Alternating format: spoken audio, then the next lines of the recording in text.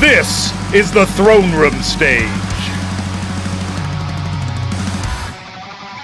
Welcome to the grudge match.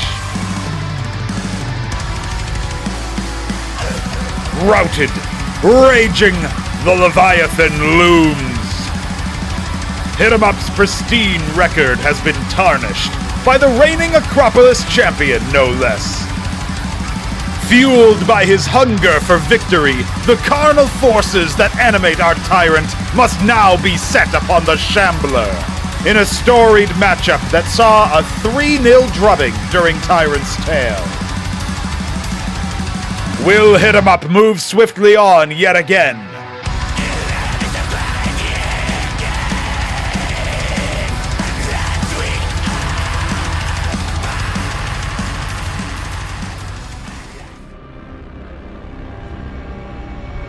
Just desserts served.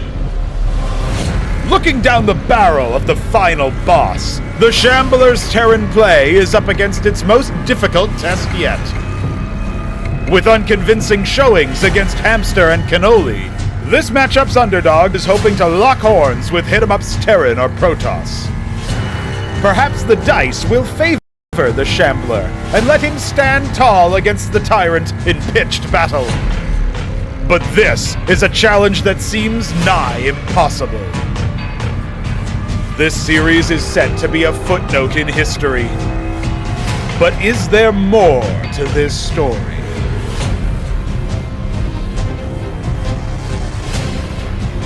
It's time to find out!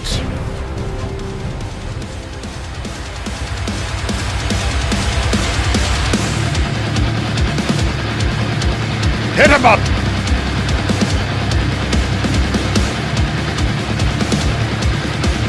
The Shambler!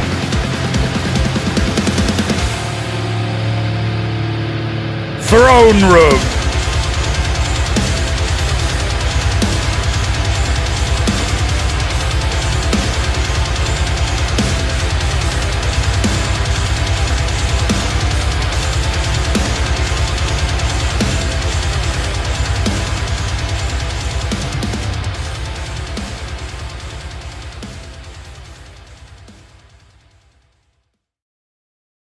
Hello, ladies and gentlemen. It is time for the grudge match indeed. Pernogo here, bringing you another set of spectacular experiences. It's a series in the lower bracket of Acropolis number 2. It's going to be the Shambler as the underdog, perhaps the second time so far in Throneroom, though many pitched him as a favorite to defeat Hamster. That was soon disproven in the upper bracket for his quarterfinal match. Then he was able to grind through Cannoli, and now he looks for redemption. Not just versus Zerg should HitEmUp, his opponent, roll that particular race, but redemption against HitEmUp himself, the tyrant, the Leviathan, the man who seemed to have no equal, finds himself in the lower bracket. He has been waiting for this grudge match, well, probably for a very long time. I think any opportunity he gets to dismiss the Shambler is one he will take with some element of gratitude and happiness. But that being said, HitEmUp obviously had his sights set on the tournament proper. Overall, the trophy, the cabinet needs to grow. He's only won Tyrant's Tale so far, as well as, of course, a proper showing in his few one-off tournaments that he may have participated in. The practice god, the man with the most ridiculous sets of strategies, the practice bonjour, perhaps. Well, HitEmUp wants to turn that practice into results. And you know what? If you're going to be in the lower bracket, who better to go up against than the Shambler? Get that psychological edge running, get that time-tested strategy of just absolutely dumpstering this man. See if it can have some legs yet again. Of course, we'll be talking to our players, but I have a little bit of a treat for you all at home. We can first discuss the map veto, as it is indeed complete. A quick look at our maps here. You can basically disregard the FFA since the battlements are long in our rear view mirror. But rather than simply tell you guys what the vetoes were and have you guys wonder, wait, well, I forgot what map name he said, we have some new tech to deploy. Ladies and gentlemen, let me show you the veto. Oh, shit. That's right. We've got the veto visualized, but it's not yet Super Tech. Super Tech will be later. I'm going to actually put the stage of the veto in. But now you guys know which ones were banned, which ones were picked, and by whom. Blackwater Bastion was the first veto of the map pick, and that was, of course, HitEmUp's veto. He has the seed advantage coming from the upper bracket. The Shambler responded with a veto of Check Stealer, not interested in playing that map whatsoever. Near Impact comes as our first selection, by HitEmUp, of course, and Muspelheim was the counteroffer from the Shambler. That led us to the second round of bans, where Demaloon said bye-bye, courtesy of HitEmUp, and the Shambler elected to take Spinal Tap out of the rotation, leaving us with a pick of Rage Slave from HitEmUp, a pick of Paradise from the Shambler, and Genesis Y selected by our Tyrant as our decider, should we need it. With all of this on your screen, I figure it's probably a good idea to bring in the Tyrant, the Leviathan, the man himself. Let's see if HitEmUp's ready to talk to us. Sir, how are you feeling before repeating history, perhaps, in your match against the Shambler here? I mean, I'm feeling all right, I guess. Yeah, feeling all right, you guess? I mean, you did say you had a couple of things in mind. Of course, that was in confidential clan channel, so I will not repeat it here. But you did mention there's a few things you wanted to accomplish in your playoffs showings still to come. And, of course, I'm sure the one that's very obviously public is that you just want to defeat the Shambler 3-0. So, or curb stomp, I believe, was a verb that you used. How are you feeling about that? You still think that that's a likelihood? Well, so the last couple days, last week or so, I played a bunch against EUD, like 5 games against Dog and like 20 against Ramen. I am very confident that if I get Zerg or Terran, it will be a free win. Like, I don't see him contesting me. Unless, of course, nerves, but we'll see. Okay. Protoss is the only asterisk. I'm not sure. Well, we'll see how that one goes. Well, I will point out that in between the last week and this week, we did have that cast of him defeating Neblime in a quite lengthy game on Blackwater Bastion, no less. Of course, a map you have vetoed. No surprises there. You gave your thought process on that, I believe, in our last series, actually.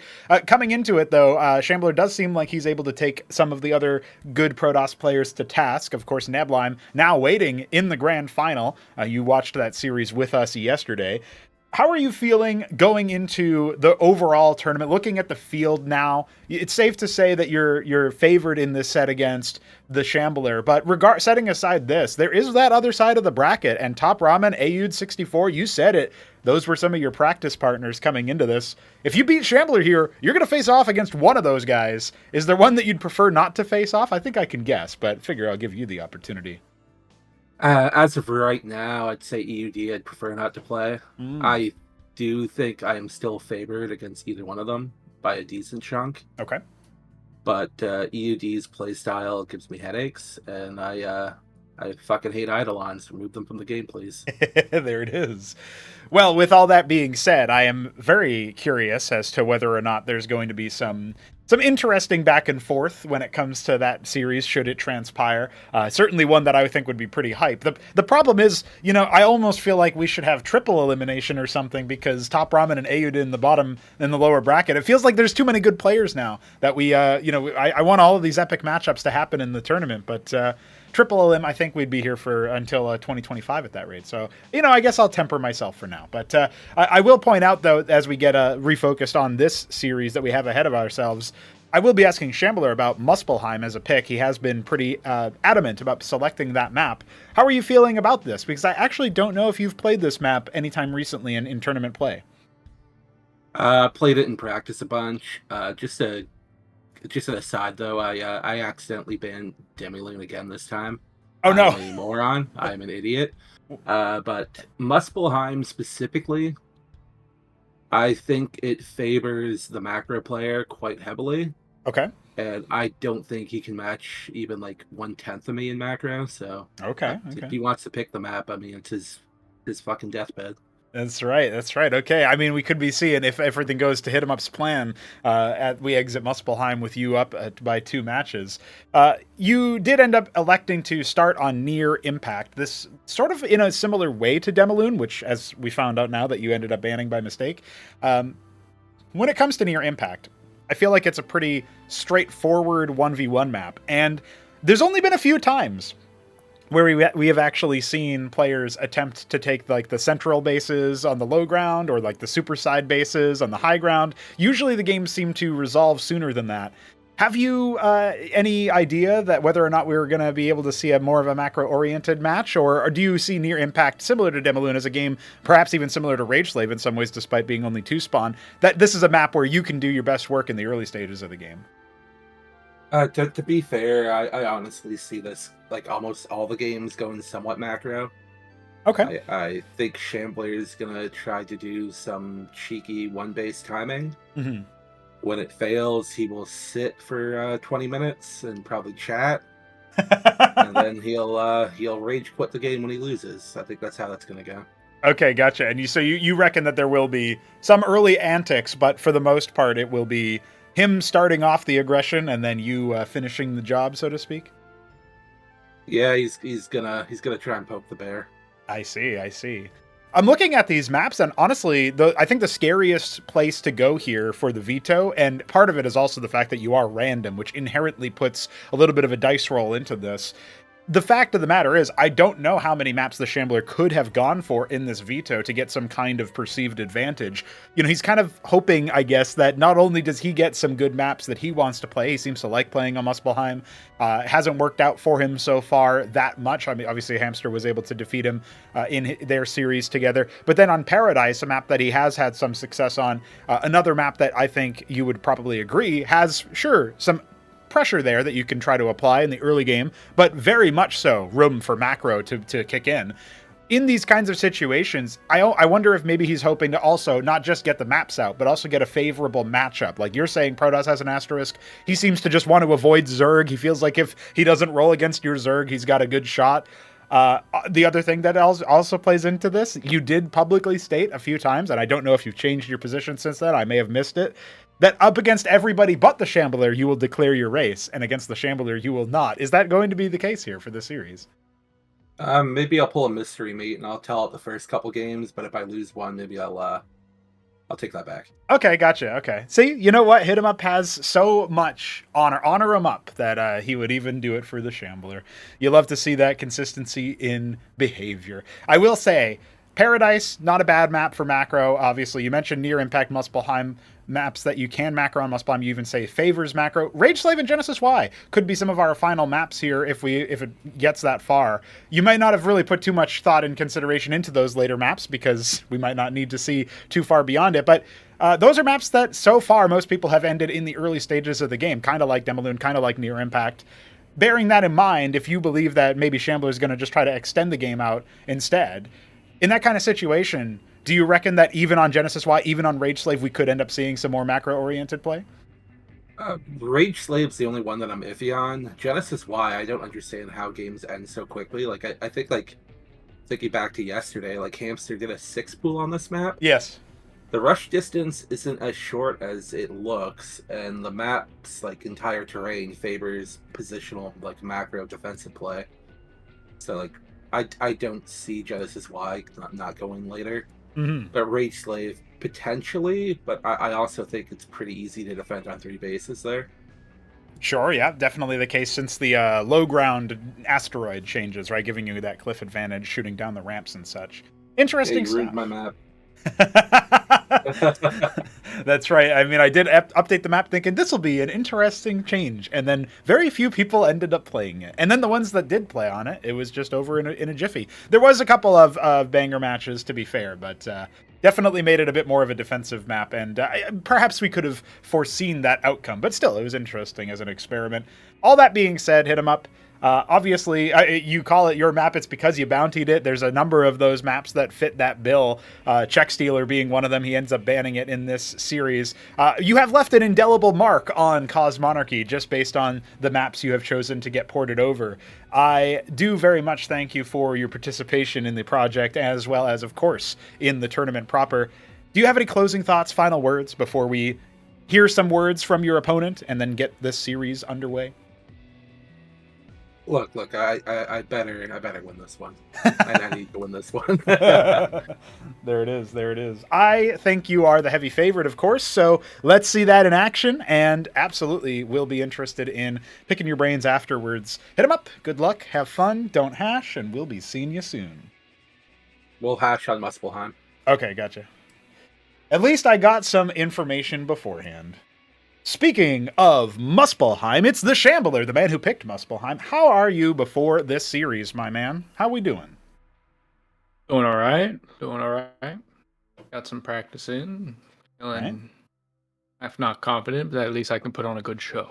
Okay, the goal to put on a good show, maybe to get some typing done, or something of the sort. That being said, Shambler, I will point out, you had a pretty good game casted from you versus Neblime. Of course, that was something that... oh, you have access to this little secret channel that we've got as you are a donator. Same for HitEmUp, of course. That you got access to that 30-minute walk cast where I did actually mention, like, Neblime thought that was the best PvT, but I mean, come on, dude. Like, look at all these tournament game PvTs. That being said, that was still a demonstration of some of that end game stuff. My question to you, will you get to tier 3 in one of these games? I don't think so, because at this level, like, Neblime has this style where he will sort of negate advantages just to extend his lead. And I think a lot of that tier 3 that we saw was down to the map, Blackwater. Just those high grounds are, in PvT in particular, are very hard to break, and so you actually do need some of those tier 3 tools to smash in. But in like a matchup like Z or TVT, usually TVZ or TVT, usually you don't really if you get the tier 3, it's not something that was necessary to begin with. You just screwed up in tier 2 somewhere. Yeah, well, I mean, I do kind of like the idea that tier 3 can be seen as like an insurance policy / panic button to, like, oh, I'm not going to be, I can see somehow that I'm not going to be able to close the game. It doesn't look likely for me to be able to do that from my current position. So let's invest this advantage that I have into that tech stuff instead. That being said, yes, I do think that at the highest level, it does seem like it's a little bit difficult for tier 3 to get shown too often. We've seen it started on that near impact game you played against Hamster. He started it. I think that we've seen it a few other times in tournament play, but it has been pretty rare. Elusive, perhaps. That being said, diadems are epic. And maybe if you guys get to TVT, right, that could be a grounds for some extra, end game tech options. I did want to ask you about Muspelheim. I did promise to ask you about it in the previous interview as well. This is a map that you dropped versus Hamster, but maintained that you feel like it's a good map. HitEmUp says that he is going to be able to outclass you in the macro department, and that Muspelheim favors the macro player. What are your thoughts about the map? Why did you end up picking it? I like the map. I like having a pocket base that I can take, and HitEmUp can believe what he wants. I'll beat him on it anyway. Okay. Yeah, well, it is your map pick, so regardless of how near impact goes, you always have a little bit of a background to drop back onto. I do think that if this series goes all the way to Paradise, which means you avoid the 3-0, that could be an interesting situation because obviously this is a map that does seem to allow for that more slow and methodical play of massing up the key units and kind of defending nicely. Perhaps you could say the same about if you can survive the early onslaught on a map like Rage Slave or indeed on Genesis Y. So I do see some room for that style you showed versus Neblime, just holding on, holding out, and sort of trying to manage the map a little bit, but for the most part consolidating your force into one location. Depending on the playstyle of your opponent, that could definitely find some fruition here. That being said, how are you feeling about the more standard map of Near Impact being picked as the opener here, the starter? This is a map you've played against both Cannoli, you ended up losing it to him, and then also Hamster, who you ended up losing to as well. In that kind of situation, are you feeling like this can be where your luck turns around, or are you not necessarily feeling confident on the map? How are you feeling about it? It's a rough versus Zerg map, but there have been some practice games I played versus Neblime where it's actually like if you get TVP on it, it's actually really nice for the T. You could you can really bottle. You can really just hold a lot of ground very easily. With that little special hill and other things like that high ground rich base that's basically unbreakable once the T really gets in there. Protoss usually has a harder time. You know, their advanced static D doesn't hold a candle to things like Eidolon bunkers or phalanxes. So it's easier for the T to crack the P, and the P really struggles to uproot you already. So I like it. I bet I've gotten more Zerg practice than I would have liked. I'm kind of sick of the matchup, but it has been valuable. So I think HitEmUp's sort of hoping for some Zerg on near impact here, because it's very flat map, and flat maps really benefit the Zerg style for surrounds and such. Or just running by. It's just where it's the same thing with Blackwater to a lesser extent. But like you don't have like those spokes of paradise that allow you to sort of just hold up with token units and stop those big run bys from happening. Near impact is a lot more open. It's a lot easier. It's a lot harder to set up an effective phalanx line to actually defend those key positions from the Zerg swarms. So if he rolls Zerg, it sucks, but I can deal with it. You know. Okay. There's not a matchup here except maybe T that I'm really concerned about, and I had a better grasp of TVT, you know, at the start of this tournament than now, just because I grinded a lot of matches on it. Those weren't matches that took into account the random factor, and I'm not relying on HitEmUp to tell me his race. Okay. Just the fact that he needed to bring that up showed a cowardice in his soul that that means I won't trust him whether he tells me or not. So hey, in fairness, I brought up the the idea, and he just said, "Oh, maybe I will actually stick it to him," and then I'll only change it up or not say the race if I drop a match. So there you go. I mean, maybe we never see that. Either way, though, Shambler, I'm very excited for this match. It's obviously got a lot riding on it. The grudge match factor is real. Like you mentioned, just trying to put on a good show here, and perhaps you could shock the world. That being said, you've vetoed Check Stealer, not, of course, a perennial map that does indeed maybe disfavor Terran particularly, and Spinal Tap, a map that no ramps into the main. In fact, that's the through line between your vetoes. We've accounted for HitEmUps already, with Demaloon being a mistake and Blackwater being something he personally just has a counter affinity for, anti-synergy against. We've basically gone through the whole shebang now, looking through the way that these all are. And with all that said, I think it's about that time to send you off into the channel for you to be able to stream in, and apparently restrict them so people like Hapsea can't jump in there. You fraud. Get the hell out of there. All my enemies are gathering together. Looting vermin in the walls. Yeah. So I do think indeed that's probably going to be... that's got to be something that we go ahead and clear out. Now that that's sorted, if you wouldn't mind getting your POV set in case we need to spectate you for whatever reason, I'll go ahead and move you into that other spot there. And thank you, sir, for your interview. Any closing thoughts, final words? I've said I was coming for you, HitEmUp. I hope you're ready to tilt off the planet. There it is. All right, HitEmUp and Shambler. Good luck, have fun, don't hash. We will see you guys on Near Impact in one moment. Ladies and gentlemen, I agree with the chat. Caster, stop talk. Let's get this show underway. Just need our players to give us the ready, give us the rod E.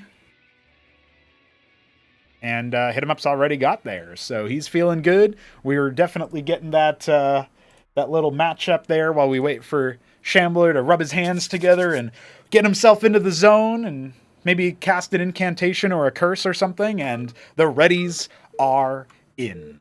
We are going live on Near Impact for Elimination 2B, HitEmUp versus the Shambler. And wouldn't you know it, it's on Near Impact. I also guessed right with my overlay because HitEmUp rolled toss first. He is our Protoss in the top left. I'm going to call this one Dark Sapphire, but it might be Cosmic Cobalt. It was Dark Sapphire. God damn it, I'm good. And the Shambler in the bottom right as the Red Terran. Now, HitEmUp has told me a few things, okay? Oh, wait, hold on. Hapsea wants to cast with me? Sure, dude. What's up, brother? I'll go ahead and share you the view so you can get the live feed there. Shit, okay. Is the not full live?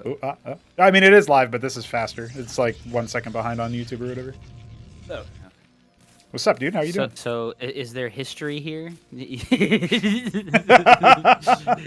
is this a grudge match? Oh, this is a grudge match. HitEmUp last played the Shambler. I want to say it was semifinal 2 of Tyrant's Tale, where HitEmUp 3-0'd the Shambler, and it was not particularly close. It was in fact, the beating on the third map was so bad apparently that the replay didn't even work. So we just had to we just had to imagine what happened there. So yeah, that was Shambler trying to show a little bit of Zerg practice. That might have actually been the left side of the bracket instead, semifinal 1. But either way.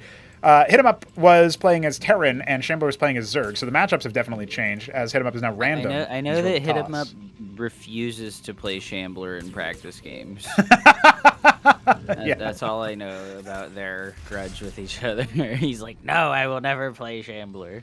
What's really funny is because there's actually, for such a small community, there's so many explosive personality conflicts already. Like, I think it was the Night Fox said that Arbuz is like banned from his lobbies now because Arbuz was witnessing a match, and he just like, I think Night Fox was complaining about something, and Arbuz just said skill issue, and Fox just rage quit immediately on the spot. I could be, apologies to the Night Fox if I'm getting that wrong and it's somebody else, but somebody did that, and that was just legendary. So like we've got all of this back and forth between the players. That is, it's very entertaining. I've tried to be a lot less I don't know how to say it, but a lot less polarizing with what I say. Like, I don't play that much anymore, so I'm like, okay, I can say things and have opinions, but yeah, I'm not really like playing the game actively. So, Shopkeeper Dog did kill me like 3 times in a row by making 7 Fulcrum Blackjack. I was like, man, I'm pretty bad at this game now. What the hell? Blackjacks are pretty good, though, and that's exactly what Shambler's going to be going for. It's 3-gate Strider with an embassy behind it. I'm not sure if HitEmUp is planning a drop. I mean, you think about what you make from the embassy. You're either going for the artisan, super rare, super niche. Usually not very many people have slotted it into their build order. I know Neblime likes to use them, but he's pretty much the only one. And other than that, I mean, witness for detection on the mines, maybe? I'm wondering what it might end up being. It certainly could help him break the ramp, but we don't see vultures really being made in mass, right? We got one more coming, one already out with his mines dumped, and it's a fast expansion for Shambler. I'm kind of surprised we don't see like 3 or 4 vultures every game. Like, what made all the Terran players collectively be like, it's not worth it to make 10 mines anymore? Like, yeah, I don't know. This is at the same patch that vultures got 3 mines instead of 2 on spawn as well. So that feels like maybe they feel like they don't need to make more because they have more mines per vulture. I guess so, but even then, like most of the top Terrans have basically downgraded to 1, maybe 2 vultures at max, and it seems like Shambler's going to follow suit with that. I'm thinking of Ramen, who does like a really greedy opening with 1 vulture. Arda Turtle did this really sick as Zerg Ovaleth move where he went like Ovaleth 6 quads and just walked across the map, and suddenly Ramen had nothing and had to defend with everything he had. So stuff like that could definitely help. Now, I think we have about equal Draken to Blackjack count right now, and a witness to spot the mines on the ramp and basically nullifying that advantage. We've got one of the Blackjacks is kind of scoping out a potential drop spot, and it looks like maybe that second vulture ended up getting canceled, so we won't have any mines really. Yeah, this is going to be tough. He's not going to get to take the natural anytime soon. I don't think you can fight pure Dracodon with the Blackjacks like this. Oh, that even kind of backfired on him because one of the lobotomy mines detonated and slowed the Blackjacks on the retreat. Yeah, so it couldn't escape. The Blackjacks do a lot of damage, though. I think they're probably the only factory unit that I feel like kills Dracodons. Yep. Yeah, at least at this kind of scale in the early stages do of the they game. have armor penetration? They do, yes. Okay, that's why I was like, their damage is kind of low, but they still do a lot, so it feels weird. Yeah, they do full damage to the Drac because they've got exactly 2 armor pen.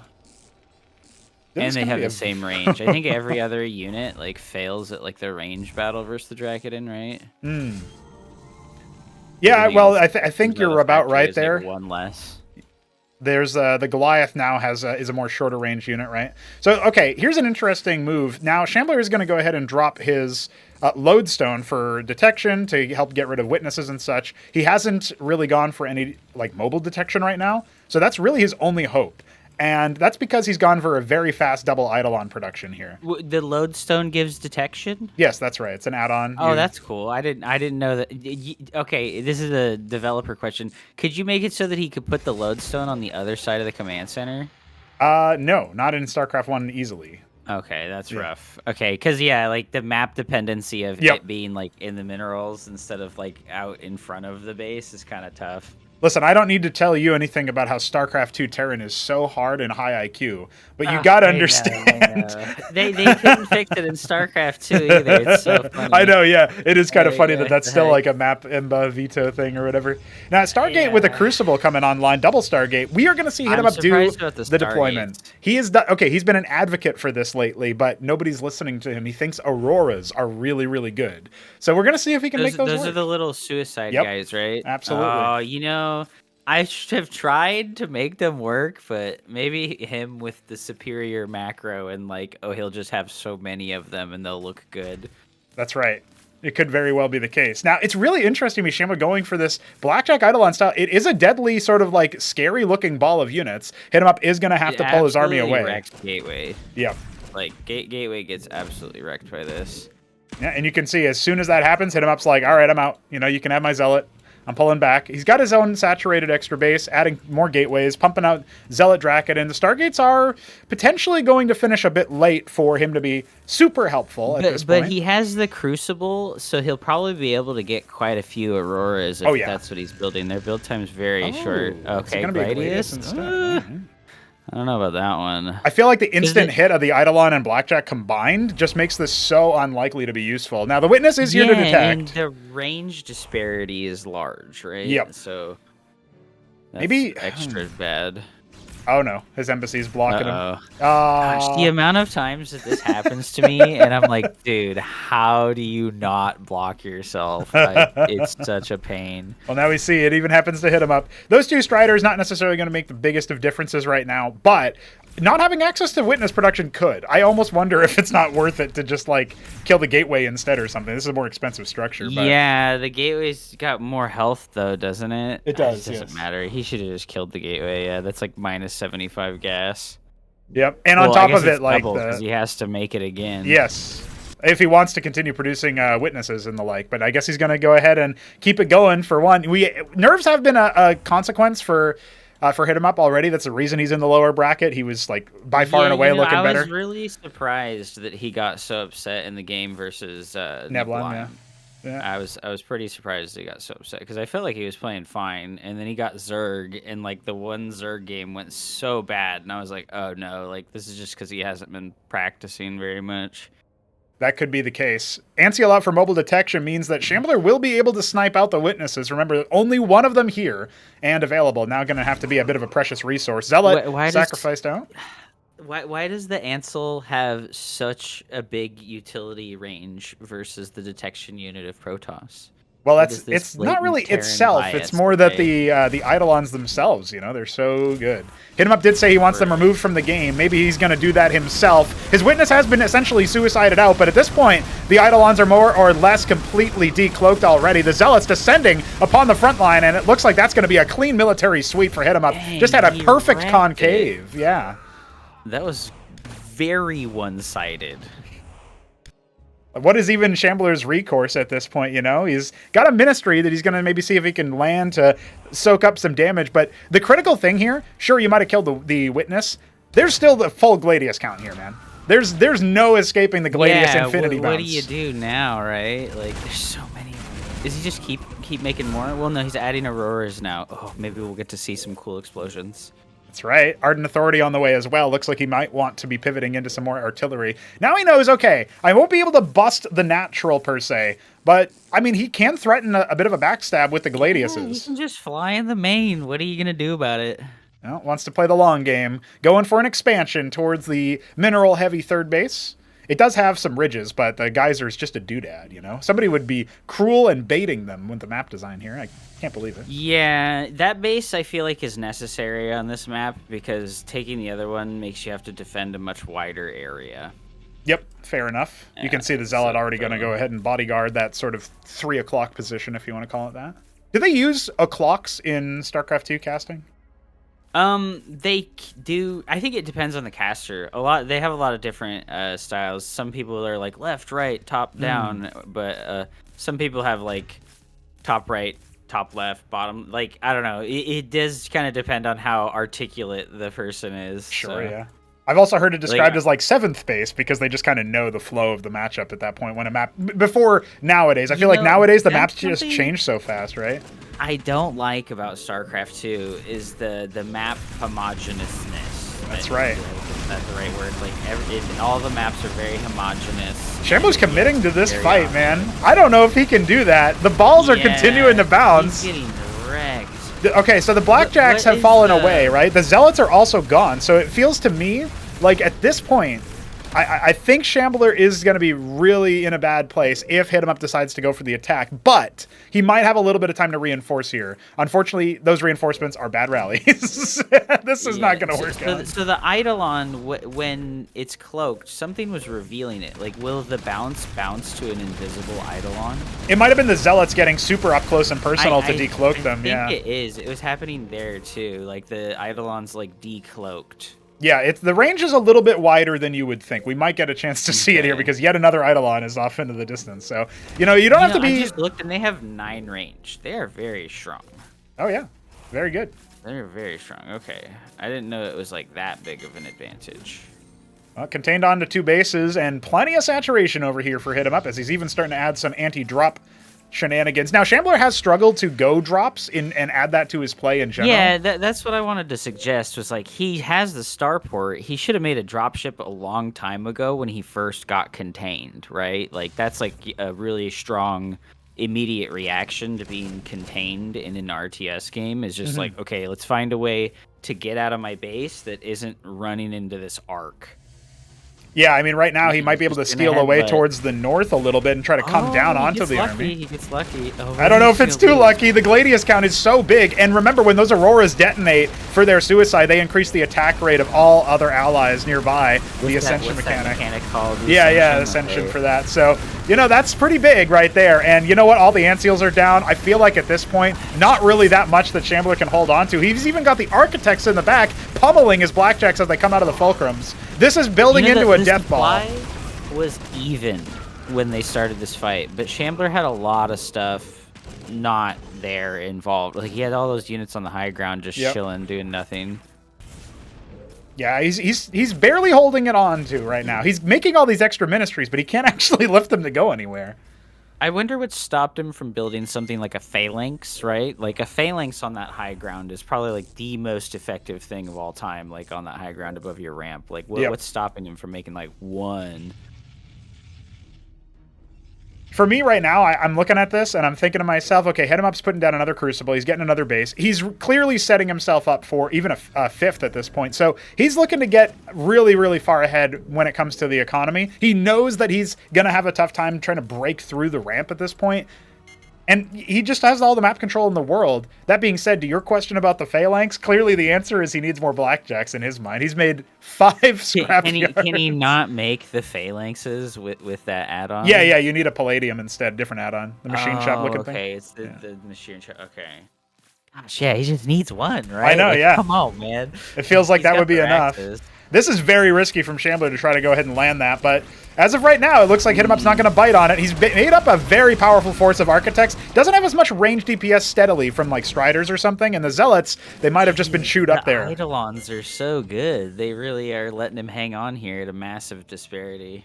Something that I think is also contributing to HitEmUp's perhaps, you could call it a little bit of a hesitancy to this play is that HitEmUp is playing this slow and steadily because, as he's complained about before, it's hard to see how many Eidolons there are because they are permacloaked, right? So you don't really know the full strength. You get close with an observer and it just dies instantly. Right, yeah. So that's definitely a contributing factor, right? Is like, okay, what am I going to really do with that? Now, the Ministry is going to land out ahead. I wouldn't be surprised if it ends up making a lodestone or something so they can maybe garrison that for extra range. But finally, Shambler has actually secured, in some ways, a bit of a third base. I'm surprised, but HitEmUp has the prostration stage coming, so the highest tier of stuff coming in and just a bunch of extra gateways. Yeah, he's about to roll the ape toss move. Honestly, that Ministry is mostly there just to absorb DPS. But if the Zealots get a nice concave coming in from here and here, I still feel like looking at this position, the current army of HitEmUp should win. And it seems like he might agree. At least he wants to give it a go. Getting that nice little bit of detonations there on the front line. And the bounces are going to start to whittle through. The Ancial shielding already gone. They're just good versus the Ancils, I think. Yeah, I mean, the prolonged fights. You want to stand and fight with this comp that Shambler has, but I feel like at this point, HitEmUp's finally just cracked it mathematically. He's going to come on down and... is even, though. Yeah. HitEmUp... Oh, he's going to give up. Wow. Yeah, that's it. He gives up. Well, you got to remember that that's just the unit count. Like, supply is a little bit different when it comes to that, right? It can be because if it's like if the unit count was like, oh, the Zerg has 100 units, but like they're all Zets, right? It's like, okay, that might not be true. That might not be that useful in that situation. So the quality of the army that the Protoss tends to have is a lot better. So when they are even on supply, even on unit count, there, something real bad might have happened. So. As we get into our game number 2, Muspelheim, it is going to be the map here. You've played a little bit on this map. I remember you streaming. This is the map that has crashed for me almost every time, unfortunately, so I don't have a lot of memory. This is the one with the backdoor base, right? Yeah, that's right. You had a really long game against Gerald Storm as Zerg on one of your streams, I remember. While ago. Yeah, so. I think most of the games that I play go pretty long. It's hard to kill people. Like, here even, we saw it in the previous game that just happened, like, it's hard to kill somebody on... He didn't kill him on 2 bases, right? He waited for him to finally come out and take the 3rd before actually coming and ending the game. That overextension, yeah. Ending somebody on 2 when they're on 2 bases is very difficult, so it feels like the game's kind of drag a little bit, because like I just don't have that like what comes next after like 15 minutes or so in the game, because it's like your options blossom on what's available a lot at that stage. Like when you get to like a 3rd gas geyser and are looking for a 4th base, like your amount of different things that you have available is so much more than it was even earlier in the game or in any other game. Realistically, I think it's crazy. So it's hard to be like, oh, what do I want now? Prostration stage and all these things. Yeah. Dark Archon and the what's the name of the big mech thing that comes out of that? Pariah, maybe you're thinking? The Pariah is very strong, but it feels like it's hard to get a lot of the units out of those higher tech buildings before something bad happens. You might be right about that. And as we get into Muspelheim and see what we're up against, we've got the nightmare matchup for the Shambler. HitEmUp has rolled Zerg, and he is in the bad top for Zerg. Oh well, Muspelheim's a very good map for Zerg. Generally speaking, that back base they can access a little bit easier. And the other thing about HitEmUp Zerg overall is that like he's maintained that Zerg is just absolutely batshit OP. And, especially versus Protoss. Versus Terran, he says that ZVT, he's feeling so free. And Shambler does struggle versus this matchup already. Like, he was struggling to beat Cannoli. He was struggling versus Hamster, who 3-0'd him in the opening match here in the Throneroom stage. So it's looking like, HitEmUp. He's going to be going the macro start. He's not going to 6-pool him, which would have been brutal. But, he's just being so bit conservative up here in the top right. And I'm going to guess his color is eggshell blue. Eggshell blue. And the Shambler, of course, red Terran. The Shambler. The red Terran. Oh, you love it. He gets the classic color. The basic one. Blue and red, yeah. So as we go ahead and correct our overlay here so that it uses the Zerg UI instead of the Protoss. This is the one thing that I'm glad there's not too many randoms or any other randoms, in fact. I change the stream UI every time he rolls into a game so that it's showing this accurate stream. I should just make like a random UI element instead, but that would be too easy. True. I was gonna favor Shambler for TVZ. I didn't think Zerg was gonna have a good time versus Terran because I don't know, something about like the numbers difference in units in the early game feels a little better. Like you can get a little bit more units, not like quality as you said, but like your amount of units as Terran in the early game off one base will just be larger. So yeah, it's like not as crippling to lose a single unit where in the matchup as Protoss, you lose like one unit to the pool army or something, and you start to feel real outnumbered. That doesn't really happen to the same degree for the Terran army because they don't they might take a little bit longer to get their production online, but when it's online, right? And so yeah, because like one zealot beats like 3 quads, right? I think. Like, maybe if it micros super hard, you might kill the zealot, but. That's an insane amount of control to ask for a really long time to beat one unit. Right, yeah. Well, meanwhile, everything else is going out. yeah, you just send it on a fire and forget little journey there. All right, well, the quads are out in time to catch the vulture. Shambler actually being a little bit lackadaisical. Why did Terrans not catch the wrath of the Nathracor meta? Did they? And I just missed it? Or Shambler did end up getting pieced up by Hamster on this very map, actually. So we could end up seeing that. Okay. But I do think that, broadly speaking, the answer is their Stockade gives them splash damage from the Cyprian. Their Fulcrum gives them, you can go past Palladium, which I'm kind of surprised Shambler isn't going, because it gives you the Madrigal, right? That's super, super good in its mobile form. And then, even without that, Cyclops exists. You could think of Blackjacks just doing good hit scan damage versus air. Like, it's a bit harder for you to wind up with an army that just really struggles versus, like, a bunch of stacked air units, whereas Gateway Man really does struggle versus that. And up until very recently with Neblime, you weren't really seeing too many Protosses rock the lattice at all. They kind of thought maybe it was outmoded. So I think that also contributed to it. Because I believe in the Golem, but, like, I don't know, every time I make it, it doesn't work very well. It's weird. Yeah, because I look at the stats of the unit and I'm like, damn, it's so tanky, and it's like early in the game and it has 3 armor, like more health than a zealot, similar damage with splash, and it has the Ecclesiast shield restore mechanic, and I'm like, and then I make them and they just like don't do that good. I don't know why they struggle so much. They are very good as counter AoE, because the more crowd damage you're doing to Golem front lines, the more they're healing themselves with the shields. So that can definitely help out. Like, not a bad shout versus Lake is. Now, look at this. HitEmUp not just going for the Hydra Thin, he immediately upgrades it. So we are going to be seeing either Skithercore, very unlikely, Bactylisks, most likely. I saw you watching that series yesterday. You were like, why is Hamster not making Bactylisks? I was armchair quarterbacking so hard. Like, Hamster, what are you doing? Make a Bactylisk, dude. Stop making Lakizilisks. They're way too expensive early in the game. Like, they really are. Like, they're crazy expensive early in the game. Yep. You can't afford it. But you can afford Bactylisks. They're like half the cost of a Lakizilisk. It's crazy. Like, well, HitEmUp's going to work on the Iron Foundry there. No Tier 2 Infestation going to kick in. I think he was up against Cannoli or somebody who actually infested this, or maybe it was Jack. I don't remember. He was up against somebody and there was an infested Penumbra. It didn't matter. HitEmUp still won, but it was still cool. And actually, Shambler are going to go for the Trojan. So we will see the dropship play come into here. We're going to see what ends up happening. At the same time, HitEmUp is going to be maybe garrisoning this back base with his Quaz drop. I think he's just going to wait for, like, the army of the Terran player to show up. Yes. And then he's going to just drop, right? Like, yep. He doesn't have any map vision out in the mid. Like, one Zergling out front of the Terran player's base would have been a really good play right here. So he's like, oh, there's all the Blackjacks. They just moved. Oh, there was. Okay, so that was the trigger. See? And now you're so smart, Upsaya. He did the same thing you said. I couldn't see the mini map. Sorry, no, it's funny. It's all good. So there is a watchdog here, but as you can see, the Avaleth is just going to... Ground units. Yeah. Oh, the weakness of Terran is showing through. Protoss OP with the cannon. But these units are very fragile, so they're going to just get cleaned up by the reinforcements real easily. Yep, they are. It did, lose some mining time, and there was a treasury made by the Shambler, a curious strategy there. He wanted the tempo.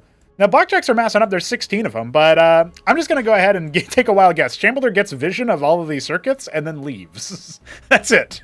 That's all he's got. He does have a drop happening at the same time, though. Right? Like, it doesn't make sense for him to try and do anything realistically because his opponent's on one base still. This is a great deny, though. Like, this is what we want. We suggested drops in the previous game. Like, hey, go do drops. But now he does it. Like, man, it would have been really good in the previous game as well. I'm not 100% sure if he stabbed up enough with his blackjacks to see no second base. You were commenting that, HitEmUp is on one base, so Shambler knows that he can just do that. I actually don't know if he fully knows. He can, of course, send his Vulture in at any point. I think he pushed up into the natural, like you said. He saw the circuits. So. Right, yeah. I guess I say the natural, but I'm saying the natural is like the base to the south of your main base. Or Right. Your main base, Yeah. Like the back door. So. Yeah, that's what I'm thinking of as the natural as well. So it looks like with both players opening up the entryway into the back base, we are going to see them both take that. And a ministry has already begun for that third base for Shambler. So even though he's going to be slower to match HitEmUp's worker count, right now he has a better economy. He's harvesting from multiple bases. And of course, the saturation will kick in for HitEmUp. Sure, you can say that that'll be faster, but how is HitEmUp feeling about the game at this point? Does he just want to go straight into a 3-base tier 2 timing? I wouldn't hate that, of course, seeing more tech, but that does give Shambler time to assemble Exodia. So we're going to see how that was. Were you around? Did you see the Exodia games? Do you know what I'm talking about when I say that? No, I did not. Wiz is just assembling like a crazy death ball army. Yeah. So it's like blackjack. It's really it doesn't really matter what the front line is. It could be Eidolons, Hurricanes, or whatever. But it's like blackjack, a lot of ant seals. Oh, he got a bit of a double drop over here. That's not really going to help him out too much though because of the Bactylisks. But yeah, it's a hell of a lot. Oh no, that was the one with all the blackjacks in it. No, oh Shambler. But at the same time, he is heckling over here, so he's getting a little bit done. He's done a great job, though. And, this is the type of situation where in StarCraft 2, if somebody took their second base 4 minutes after I did, I would feel like I was in an unlosable situation. Yep. If I'm the one baser, I feel like I have no chance of winning. But HitEmUp somehow has more workers than Shambler because Shambler is only able to build out a one command center. Yes, that's the key detail there. Yep. So slower worker growth. He's struggling on the macro front, I think. Yeah, it comes down to the choice to go for the treasury for the second base, which stops you from being able to extra more workers, right? So you can't build the quarry what used to be the extra worker vein. You can still build it. It gives you the advanced workers instead, which actually they're better harvesters. They're so expensive. They're so expensive. Yeah, they give you a little bit of gas cost as well, yeah. But they harvest better. They're better. I've been doing something like that with Protoss with the Artisan embassy. And stuff, yeah. Yeah, the artisan. Ramen showed me something pretty cool, and I was like, "Oh, I can do that. That's really cool. I'll just make a embassy in the early game off of 2 or 3 gateways, and then saturate my gases with those things." Well, I think that there's definitely a good argument for doing that, and also for the artisan, it doesn't need to return the resources, right? So it just teleports them back in. You can just throw them anywhere on the map.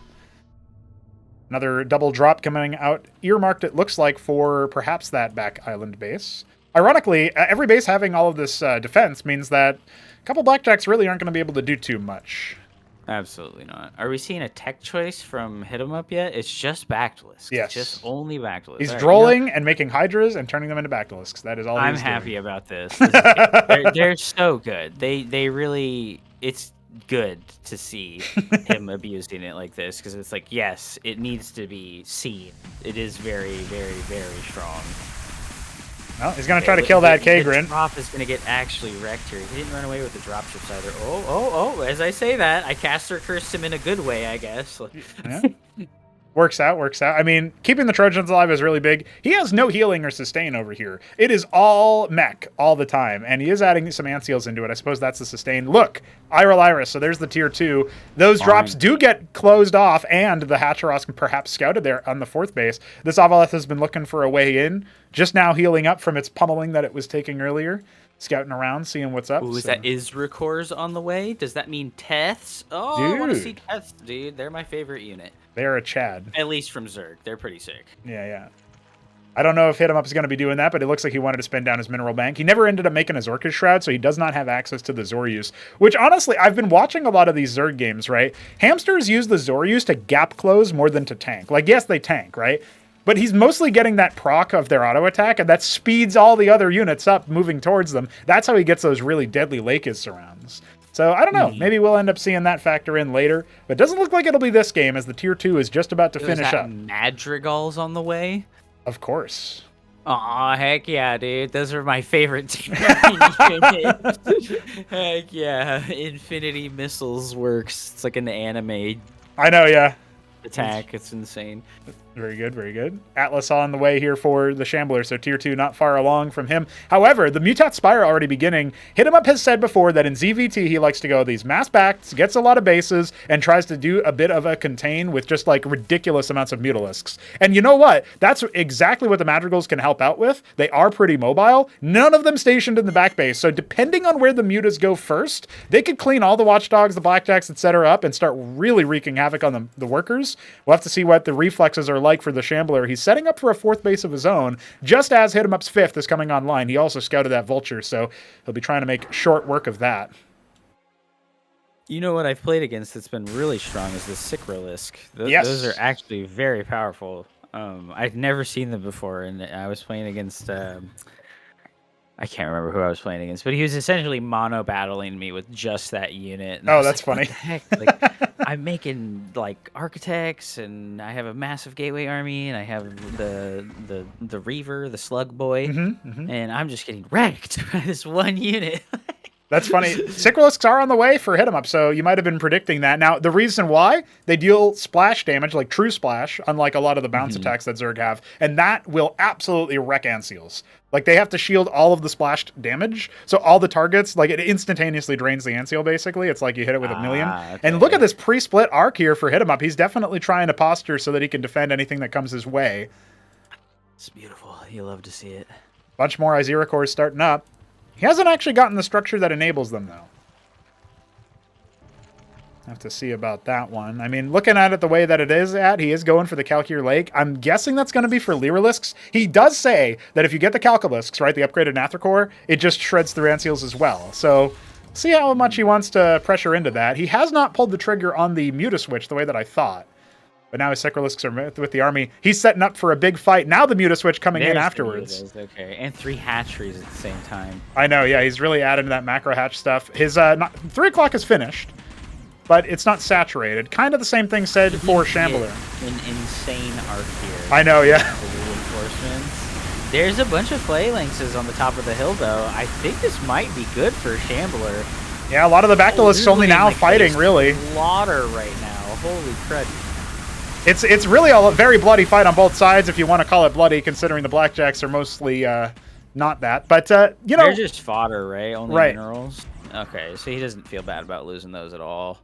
Yeah. And he's got the captaincies on the way in the background. I'm not sure what he's going to make out of those, but those units are all strong.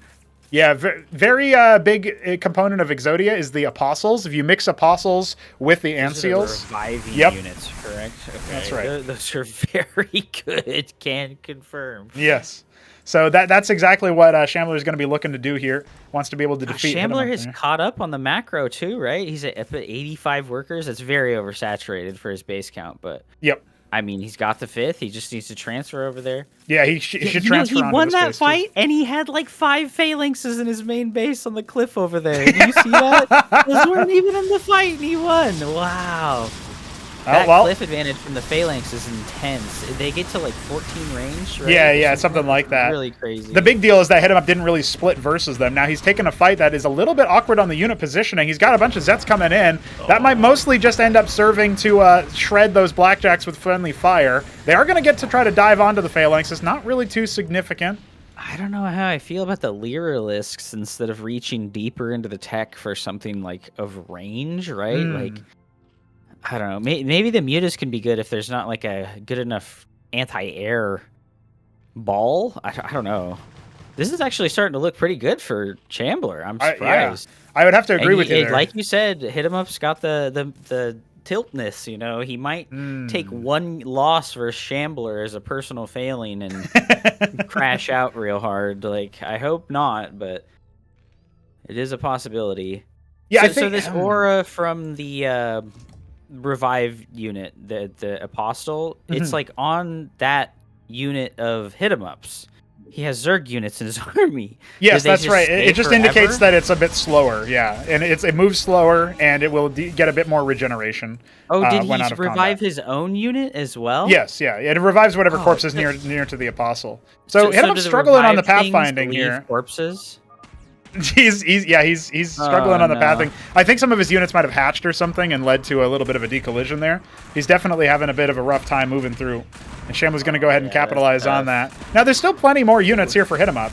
He also has a lot of Sickrelisks here. That's a really dangerous thing to be doing, frontlining with the Anseals that way. That is all of the sustain. Great surround here with the high ground as well coming in from the right-hand side. We've got many more units coming in, and I think the backfill blockade in the 12 o'clock is absolutely slamming the hammer down. So many Mutalisks. Holy crap. All right. It's okay. It's okay. Oh, no. Once again, he left so many units at home. I know, when he yeah. did this move out that it's like, dude, like, what do you mean it's okay? Like, maybe it's okaying himself. He's like, yeah, I still got this. I don't think so, though. I think his apostles are going to get shredded. Yeah. Only a few more left. I think he just needed to sit. Like, what was Shambler's hurry to go out and do something that I'm not sure why he was so patient. Oh my god, dude, it's a total collapse. There's so many Zerg units raining into the third. This is going to be an utter wipe of the military. He's got nothing more coming. I dropped the ball. See, he knows. Shambler knows, and he's going to drop the keyboard as well. GG. HitEmUp. He played really good up there, in the early game for sure. Like, the drop play was strong. He was ahead on the 2 bases. I don't like that he made the ministry, right? Or not the ministry. Right, the treasury. The treasury. That really hurts you so badly. Not having that second worker queue, he could have been so much further ahead in eco than he was. And yeah, increasing his unit variety would have been nice. He didn't add like the Azazel or anything really. Yeah, his tier 2 was so localized, right? It was just the captaincies. The Seraph. Gosh, it is impossible to micro away from Irradiate. It is really strong, so I think that should be the #1 thing that every Terran player makes is the Seraph. It is the best unit of the game. I'm not trying to over-exaggerate or be hyperbolic. I don't know if it's OP, but I definitely know that it's the best unit in the game. Lucy in the chat calling for a reverse sweep. Both of our players taking a short break before they jump into our lobby. Must have needed to decompress after that one. I definitely feel like, the thing is, he looked so good against Nebulheim in game 1, right? HitEmUp was so good. He just he was so muscling it through. But then in the interview after, he shared how he was actually he was shaking. He was feeling real bad, feeling real panicky. He has tournament nerves. Yeah, I'm surprised, to be honest. Yeah, and so that's the thing is, you look at that game, and if it were not for the chat messages that he quickly typed out in the middle of the game, I almost would have said, yeah, HitEmUp looking great. He's just gonna power on through. I don't know, dude. I mean, it feels like the nerves only pass after he's done with the 3-0, and he's got another one to get through. So let's see what they have in store for us as we wait for them to say ready. Rage Slave will be map 3, selected by HitEmUp, back on hostile territory for the Shambler. Wasn't able to make it happen, but as you said, Hupsaya, I think he definitely did well. One of the key details in that, HitEmUp expected the 1-base move out, really heavily indexed on defense. and as a result, Shambler was able to just kind of walk on through, and he was able to adjust his game plan very, very quickly. It felt like. So I feel like that might have been a situation where HitEmUp was maybe over planning and not exactly under delivering. But as of right now, he has rolled Zerg. It will be HitEmUp again as the. I'm gonna guess this is maroon. Of course it is. It's like ruby. I wish that was a color. Shambler over here, the ruby red Terran. There you go. There you go.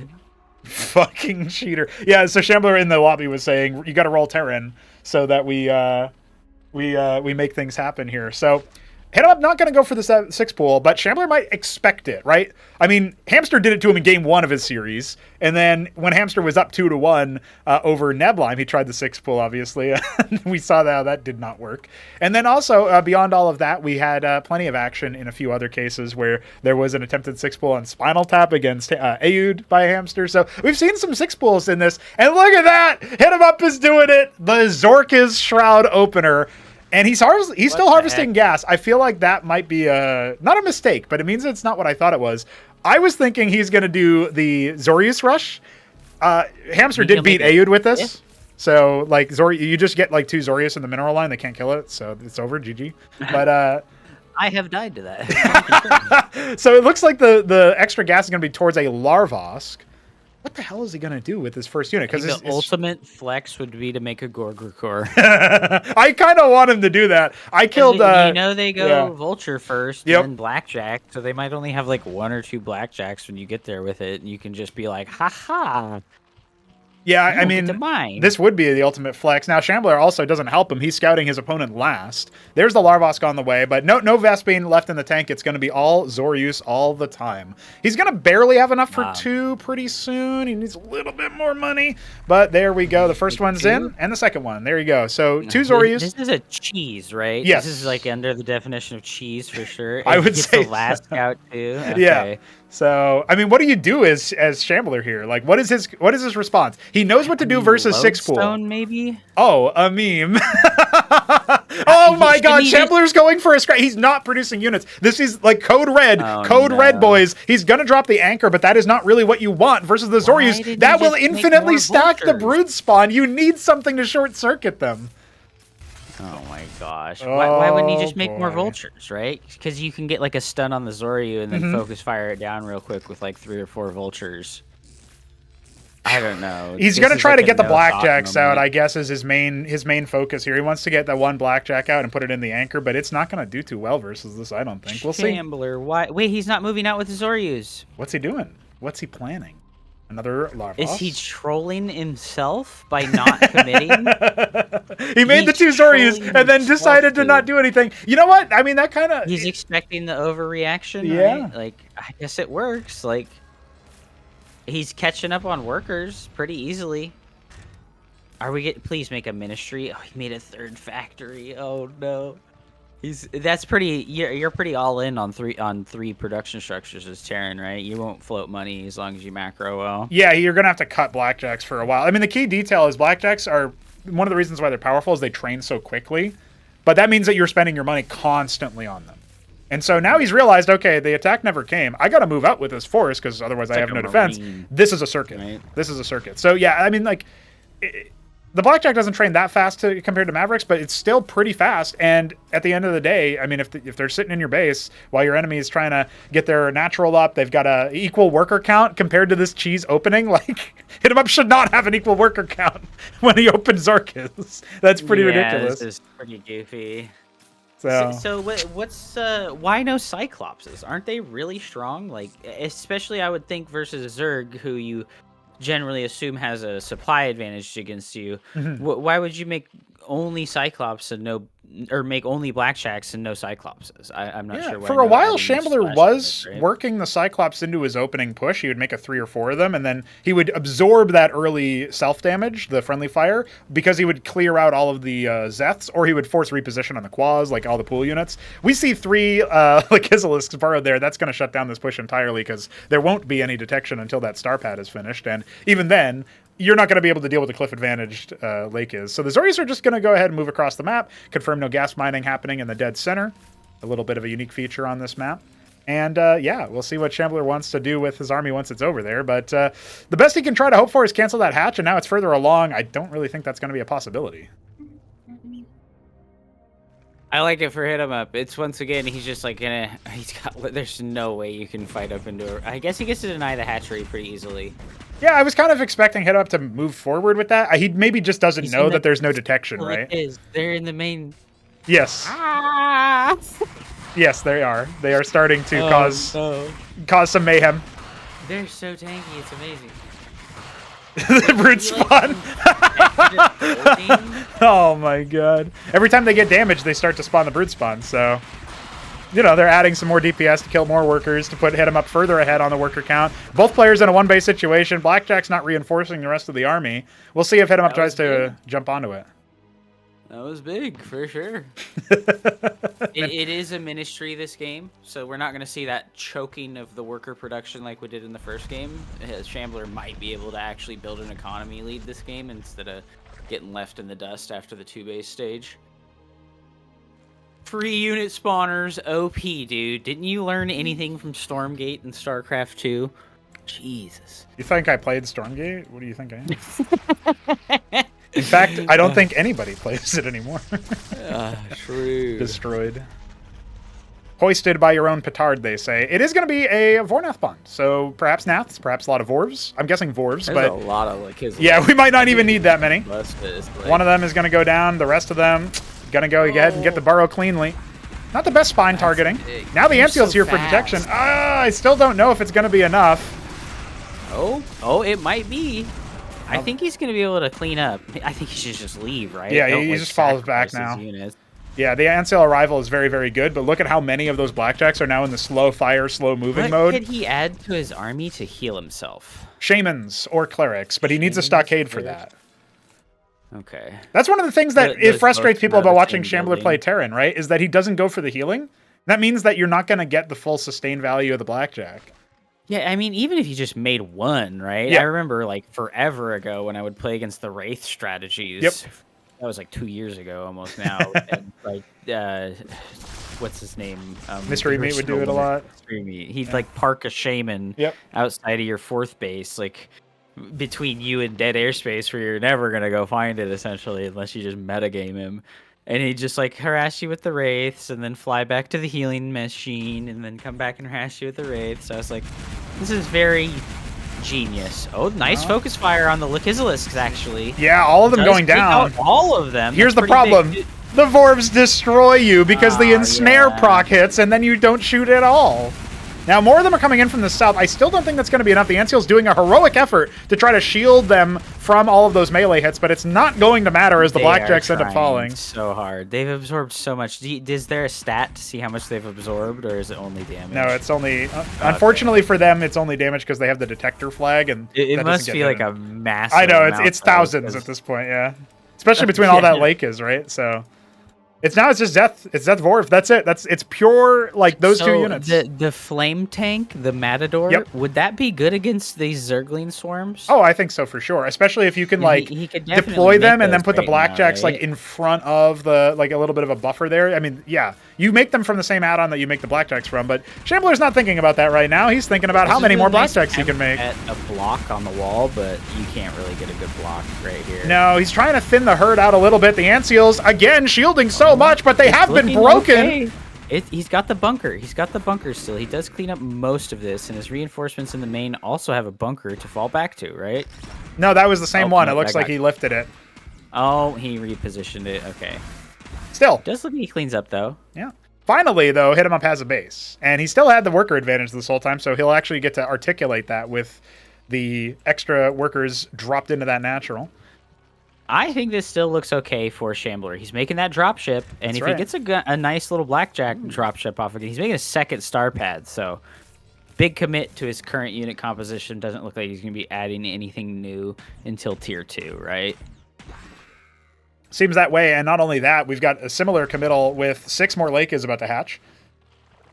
I think he desperately needed that. And it's like those are his only units now, right? Now he'll switch into Bactylisks for all of you Zerg enjoyers in the chat. All of us Zerg enjoyers. Ugh. Zerg Cabal. I don't know if you ended up seeing the hype video into battlements, but we did have a little bit of a discussion of like the play, like in there's like the moment of silence for the players who don't make it. And when it came to you, I said Zerg Cabal confirmed or something like that. It was pretty good. Amazing. Beautiful.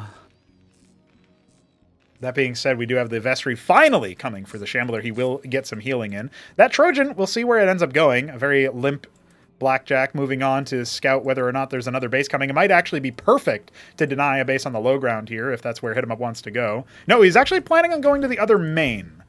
But he's been foiled by a blackened Blackjack. The random blackjack. This is a good skill to have, though, is sending a single unit to the likely expansion positions of your opponent. And, you know, it's more viable in this game than ever because there's no F2, right? You can't accidentally remove those units. You can over there, and they're there forever. The accessibility feature doesn't The brick your accessibility gameplay.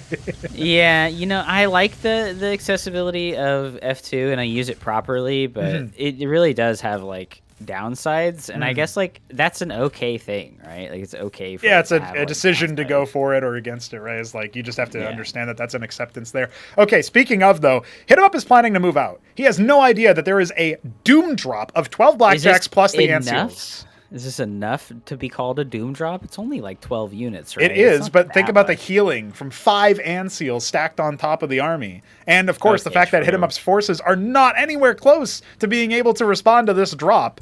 So let's see what happens. He's got ghost pro gamer senses right now, and he just has all these Vorvs hatching in the main base. So he needs to get them immediately on there. The circuit's going to get smoked. Oh, no, his army's going to actually get thinned out. I feel like this is a really bad move here because Shambler is just going to go ahead and clean up all of the units on the ground. The Ansels are so OP. The lake is only now moving. This is an opportunity to kill the Iral Iris as it finishes. There is not going to be tier 2 tech for HitEmUp. He needs to drop his structure now if he wants it. Oh, he started up a bunch of Zoryus randomly. Oh, the tech snipe is good, and he scoops him up knowing that that'll be a tilter. Big, man. That's big. Shambler's strategy coming into fruition. Tilt him up. Might even go ahead and for a cheeky unload on the natural, but he thinks against it. He got it, dude. I can't believe it, dude. Unbelievable scenes. He just needs to get out of here. Stop. Oh, he kept all the expensive infrastructure. He lost 1 Anseal in that engagement. Killed the tier 2. Killed workers. Denied mining time. Oh, man. Well, what does HitEmUp do? Does he contain the only himself? weakness on this map where it might be okay is this third base that HitEmUp has taken doesn't have gas. And neither does it for Shambler. So it's not changing the game state too much, but definitely a very expensive thing to lose. Well, it is, yeah. It's a big deal because that's 900 Vespene that HitEmUp now has to reinvest if he wants to, knowing that the tempo of getting that tech early on is gone. He goes for the ski backed instead. He will double down on Bactylisks. And Shambler, he's been complaining about Rage Slave not having gas on the third. Even if it was just a ridge, that would be nice. Upsea agrees with Shambler here, more at 11. Plenty of, he's going to try the same sort of strategy again, but I don't know if HitEmUp is going to allow for that. I mean, this force is going to float over the army. Straight into it. Yeah. There's not that much anti-air, though, so I think he's going to be fine. Oh, he brings the claws back just in time. Yeah. So the Anseal stack is so damn high now that, like, that's really the scariest thing about this army. There's 10 Anseals, each one of them shielding 125 damage. Kind of crazy splash oh, the typing. Oh, my God. Oh, no. Well, listen, let's see what the response is now that he knows the drop is still in play. I mean, he should have probably guessed that since the Trojans were still alive. Shambler with this, what's it called? The fucking, the mind game warfare? Psychological warfare, yeah. Oh my goodness. Kind of blocks that unload spot in the natural. The Zets are coming in. He's going to need to grab those and send them up as well. Trying to use the cliff advantage. High ground. There we go. Oh, this is dirty. Oh, if he gets the ski back, that's just another piece of tech that now HitEmUp is not going to have access to. Tactical lag on top of it all, just adding insult to injury, perhaps. But you know, there's not the blackjacks mostly get scooped up, right? And so there's not really going to be a big opportunity for another huge scalp to be taken here. It feels like, unless he doesn't end up clearing those 3 blackjacks off to the side. Okay. There's some lag. We're having some problems. There is indeed. Okay. It's okay. It's all right. We're saved because the Lakers are burrowed, and there's too many other targets for the blackjacks to focus him down. God, he didn't do any damage. Ansels, bro. Let's keep an eye on that blackjack count as it starts to dwindle. 14 and falling. He might be able to focus down a few other key targets. That Larvosk in the mineral line would be a good one. So many workers. Down to 11-10. It's dropping hard. You see the Anseal's being focused down instead, so they will end up escaping with a count of about 7. Everything else going to get cleaned up, and that was very expensive for both players. But HitEmUp holds on to his tech at the very least. And Shambler has floated a tremendous amount of money. He has a really hard time multitasking when he has attention on units. I feel you there. Like, that's like my greatest failing as an RTS player is like I'm too invested in microing my units and having fun with that. I'm just like I probably have like a MOBA player brain, and I'm just like, no, I just want to like this is what I'm focusing on. Yeah, you know? Yeah, this is what I'm focusing on. Like, I don't want to do all that other stuff right now. I want to have the fun part. That's right. Yeah, you know what? Not a bad shout. I mean, HitEmUp usually pretty good at that, but not much for him to really spread his attention to, you know? Like, he's been struggling with the drops. That's definitely something that if you think about it, the drops have had increasing effectiveness in this series. Completely absent game 1. Show up in game 2 to give Shambler the edge. Now he's definitely got more than the edge. I would say he's decidedly ahead. But the third base is starting to come online for HitEmUp as he attempts to resaturate his main yet again. It's about to be depleted. He's a little bit low on saturation in the natural, crucially not harvesting any Vespene from there whatsoever. And now he's going to go ahead for another move out. Yeah. Does he have the eye roll on the way? No, not yet. Making 5 skits, no. actually. He's probably going to be using that for the anti-Anseal crowd. They do have that line trace splash he's in damage. big trouble. I think he's in big trouble here. The only saving grace is that Shambler has been a coward and refuses to go take another base. But Yeah, he's got the bottom That right, but doesn't that's not matter. really going to... It's not online yet, right? And actually, these blackjacks get unloaded over here just to watch for any other bases, and it looks like he might just try to use the Psych Warfare or the Trojan. Let's see, though. HitEmUp actually wants to try to fight this. The Anseals are... on the high ground once again. I feel know. Like this is just an unbreakable position. This feels a little bit too hard, yeah. And with the detection from the Anseals as well, the Lakers can't exactly be safe. Oh, the splattering! Oh no, the phalanxes are so awesome. Yeah, I too do much like good damage. the visual effect of the phalanx. Seeing like a projectile travel is a little more like it's a little more pleasing to Yes. you and to play against because you see something coming towards you rather than like a hit scan shot from like the original siege tanks. Well, you don't even really know like where it is relative. Yeah, there's not really any clue relatively to like where the position is. You're just right? getting So- exploded, right? It's Now kind it of a has problem for people with projectiles. Eidolons as well, because especially doubly so since they're cloaked, right? So Yeah, those ones are pretty rough. that's kind. And I the kind of like sound that from a is very psychological muddied. perspective, but that's pretty cool. There is no sound if you're just getting shot, which is a problem. Because if you don't have vision of well, it, right? Oh, okay. Well, what I meant is like you can't directionally tell the sound very well because it's very muddied with how many things are making sounds. Sure, yeah.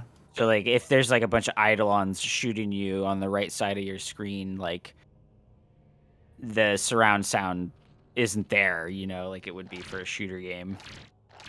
To, Yeah, like, we do have more indicate, like, directional oh, audio these days, but you are right that it can be difficult to track based on one thing or another. This one annoying Quaz is just going to go ahead and heckle that. This is triggering a move out from HitEmUp, but again, is his army going to be focused enough to deal with the ball of 11 Anseals now?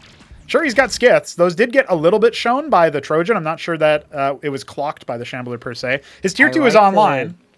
the decision to go try and just deny the extra base, right? Like Mm-hmm. there's a couple units isolated over here.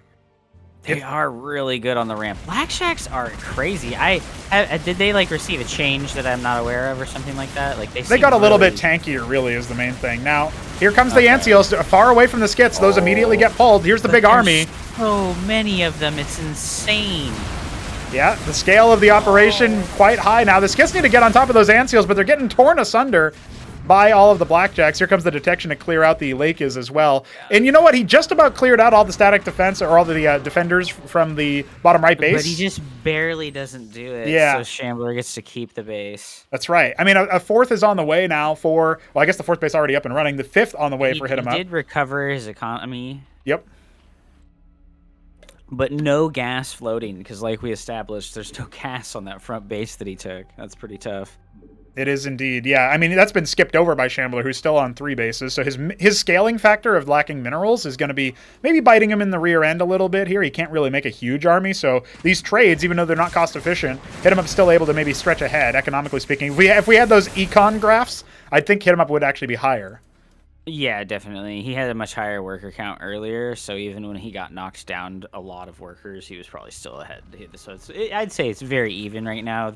The only big problem for HitEmUp is no tier 2 tech, right? He just doesn't have any tech. And maybe psychologically speaking, it probably doesn't feel even for him right now. His 12 Skipper cores are really sharking after those Anseals. You can see them going for it, but look, he's committed a little bit too hard now, and I feel like maybe that's going to be enough for HitEmUp to get a little bit more advance on the ground, but he's forcing the Anseals to fly away. Now they can consolidate with the skits gone, and now he's got to fall back and maybe think about remaxing onto them. At the same time, a raid with Zets running by to cancel the space in the bottom right. Very, very big move. Shambler hasn't even noticed yet. He's going to end up walking away with almost no workers there as soon as he actually pans over. There's the lift. 8 workers to his name. Another base coming for HitEmUp. We were talking about that cost efficiency of the trades. I am favoring HitEmUp so far, but he needs to be able to survive the push, and part of that is going to be slowing the army. Which I guess right now he might be doing. I mean, the Sentinels are coming online for the natural defense. The Zets are going to run in before they're ready. It doesn't look like they're going to get too much done. A clear Shaman on the way out. Let me see if they can just garrison that base in the bottom right in the meantime. They could certainly clear out bottom left main. And we are going the distance in this series. All of the maps have lasted a good long while before HitEmUp was able to finish the job. He was markedly ahead on Near Impact, came back from behind on the second one, and if he wins Rage Slave, it's after a very solid opener from the Shambler set him super far behind. That tech snipe factoring in massively. I hate HitEmUp getting the tilt factor, right? I know, That's really what this is. You said that you felt good about his Zerg versus Shambler, too, especially on that other map. But yeah, I was reporting based on what he said, right? I was always on Shambler's team for TVZ. Like, I think Terran is really good versus Zerg. It's because the Ansel, number one, right, is very strong against, like, all of the types of damage that Zerg can do in the early stages, like the free tier 2. And then, like we're seeing here, the Phalanx. And he's added the Shaman to his army, finally. He has that unlimited source of healing. Oh, my gosh. Let's see. Bad. A couple of Anseals going down. Oh, a little bit unfortunate that Shambler's losing all that gas to just a few Zats. Yeah. Talk about the cost efficiency. This Blackjack going to deny top right. HitEmUp did end up losing 2 bases, one of which was actually mining. He's going to want to try to saturate 9 o'clock. He's taking the bottom left natural. Hasn't poked up there with the Blackjacks. There's still those 4 Blackjacks down there. Now just hanging out. I don't like the idea of engaging with just one side, but it might be all HitEmUp can really do right now. See if he can maybe pick a few important units like these Apostles, like these Phalanxes, before they can ball up. There's the Anseals coming in. He almost has counter skits, right, because of his resurrections earlier. Remember, you really got to watch out for that Anseal stack. It's just so damn powerful. But it's all on one unit right now, right? It's not really split or spread. Yeah, when this is the disengage power, if you attack in and then just back up, the Apostles can't revive too much. That was a huge loss for the Shambler. Yeah, that was pretty big. He's down 20 workers now, too. That's a very significant amount. Yeah, just more only mining on 2 bases. One of his bases is depleted, the other one almost all the way. And yeah, the second prawn, you're talking about it. He's going to clean up a lot of these Phalanxes, it feels like. Phalanxes got left behind. Yeah, they're There's a Droleth in the army. Shambler stole a Droleth. He could make Zerg. He could. Might be all he needs at this point, but I don't think he's going to be able to clear this. As soon as this... controlling the Ansels very well, like you said. They're just kind of like all on one group, and it looks like he's depending on like control clicking them to move them. That's another dead Apostle as well. He does have the good high ground position though. The Madrigal with the missiles. I love to see it. That's right. That's right. Let's see what HitEmUp wants to do from here. Well, he's massing up quite a big force. Tier 2 maybe? I don't know. Can he afford 900 gas? He's getting up there, and I think he ordered another round of workers. 24 drones on the way, man. Zerg's it would be a shame if he needed to remember to build 20 drones over the course of the game instead of just all at once. Listen, dude, I watched a Uthermal video where he said that Nexus Chrono Boost is more powerful than Larva Inject, so you're wrong. Oh my god, I'm triggered by Uthermal things pretty hard. Well, these Blackjacks in the bottom right are going to get cleared. Eventually, this hatch is going to get... I don't know what I think he just said it was more satisfying to him personally. I was only throwing that out there as a diss. This base actually is going to get sniped. I mean, no response from HitEmUp instead. They're the heroes of the Terran Armada. So far, yes, that's absolutely the case. Well, the Anseals on the front, they are going to get leveraged down a little bit. Where are the Apostle snipes? We've got only 3 of them in the army right now. 2 of them, actually, trying to revive each other.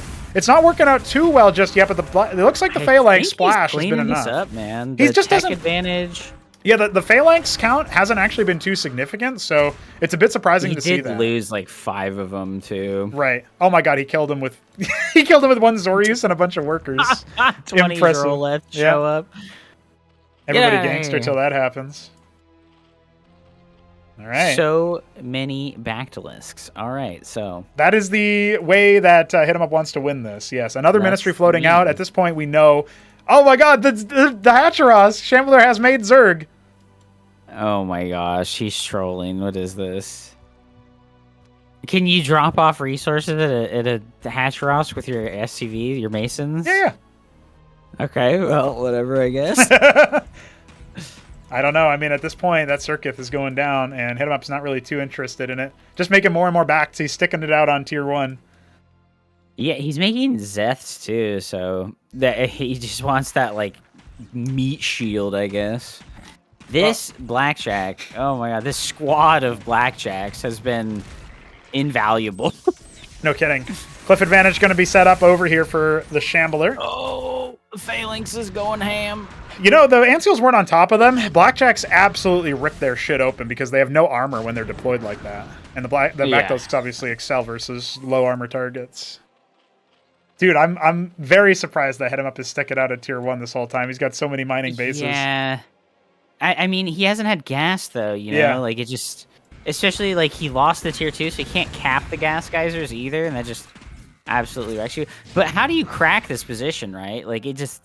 There's only half army on each side. And not with a tier 1 army. Like, you can't really break it. There it is, tier 2 on the way. HitEmUp realizing, finally. Shit, 11. I need to go up the tech tree a little bit here. Maybe, just maybe, I should make 20 Mutalisks. Yeah. I think that would probably be pretty good. He could just fly in the main base, right? Yeah, these Sentinels only shoot ground targets, so it would be wreaking havoc. I mean, the mineral injection that Shambler's getting is going to allow him more black drones. He's like, yeah, buddy. Yeah, they are not very efficient at harvesting because they move slower. Let's see, Kagrins. Ah, okay. He's going to make Larvosks, I guess. He doesn't really have the gas for that, I feel like. If anything, he'd be making Hatch, but... You know... Look at the money, dude. Look at the money. Shambler move. Yeah, it's not too hot for Mr. Shamble. And 35 Vorvs just got started, so HitEmUp's obviously swimming. The main thing here is like, the gas geysers don't deplete, right? Hold on 1 second. I just got to let them know something. What happened? There's something I have to tell HitEmUp very specifically, otherwise I'm going to leak something. Oh, okay.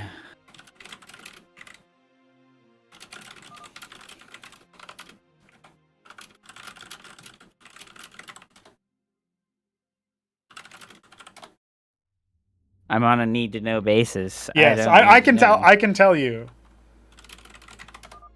I can tell you. I don't know if he even read. So if he selects more than 250 units, he will break the game probably. Okay, fuck, that sucks. So he's got up there on the military count. I just needed to absolutely inform him. Yeah, okay, he's acknowledged it. Shambler went to P, so Shambler went to P. We resume after. Did not know that. Oh my god.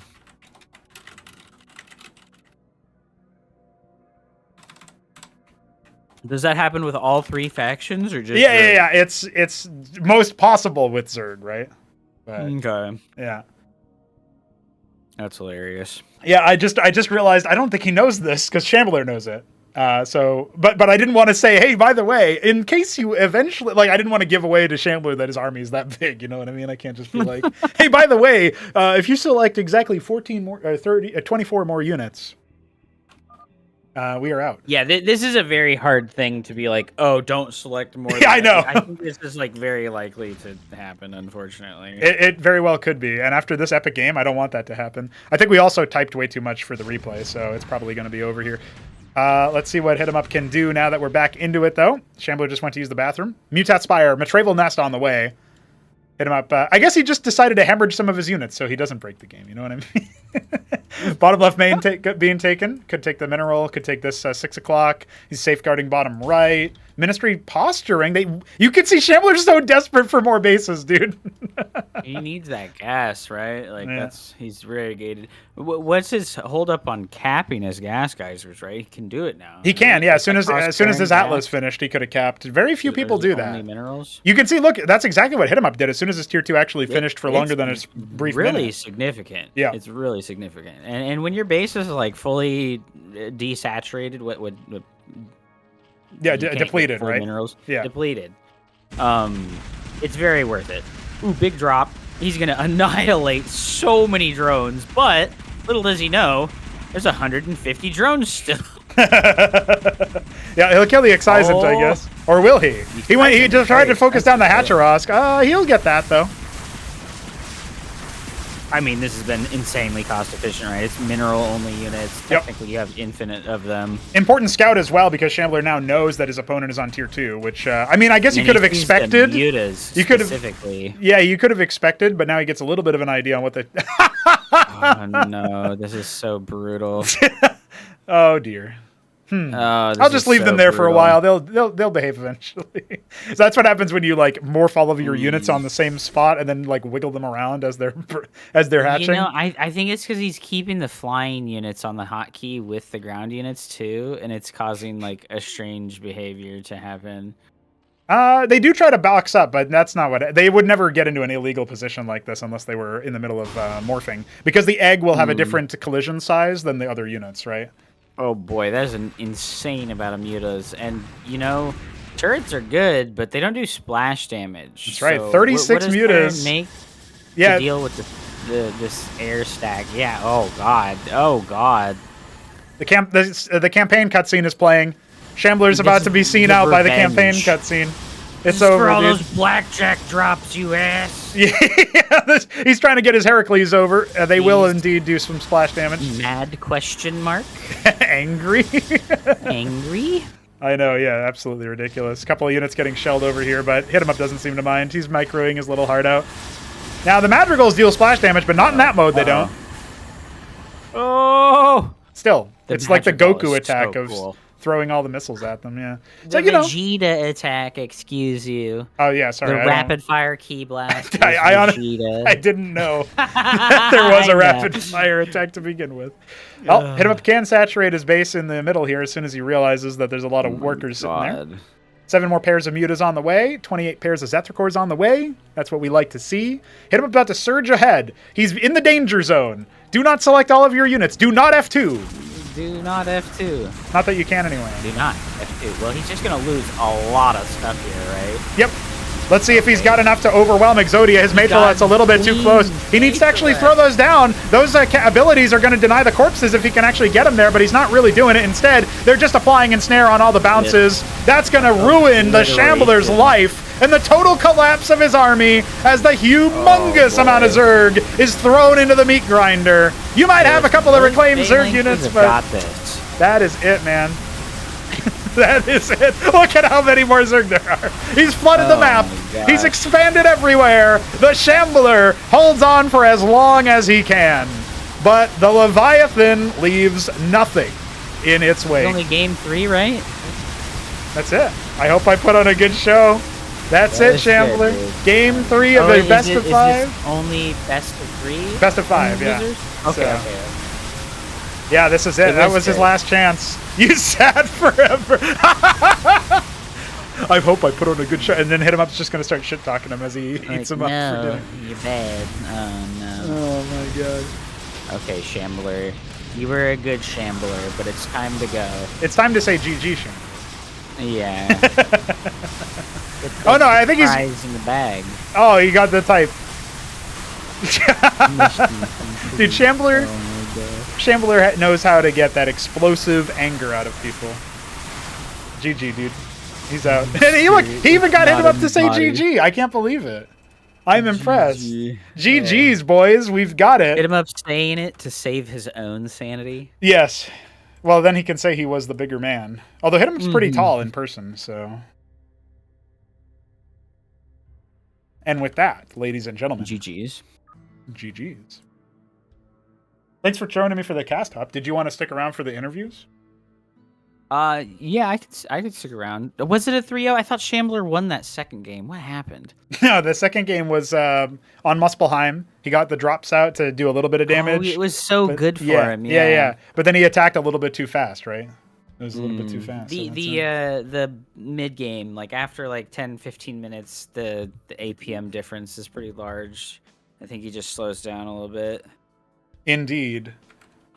And, you know, that does end up breaking him. I mean, HitEmUp even said that. He said that the way that this was working out, like, he feels like he's so much more confident in the macro style that if you slow down and you don't let me end the game immediately, right? Like, I will just beat you in the macro game the longer it goes on. And that's borne out, I suppose, with the way that this series has concluded.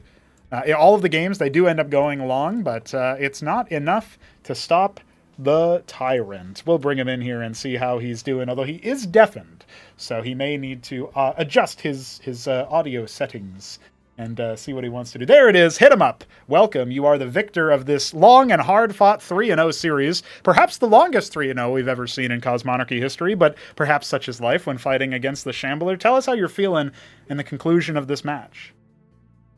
I'm very, very confused and unhappy with how the games went. Confused. Tell me what's confusing you, sir. I don't understand why when somebody is so far behind in the first game, why he sat there for so long. And then in the third game, he was so far ahead. He was dumpstering me, and then he just sits and fucking loses everything. Well, I will say he did invest most of his military in those drops, right? They were his attempt at doing the Doom drop, which, even Hapsea was like, wait, 12 units isn't that much of a Doom drop. But I was like, dude, look at the ant seal count, though. What about my ant seals, though, they bro? just don't die. It's wild. Ant seals are stupid. Please nerf. Yeah, he doesn't even want me to nerf Eidolons, Hup. He wants me to remove them from the game. So that's a little insight for you.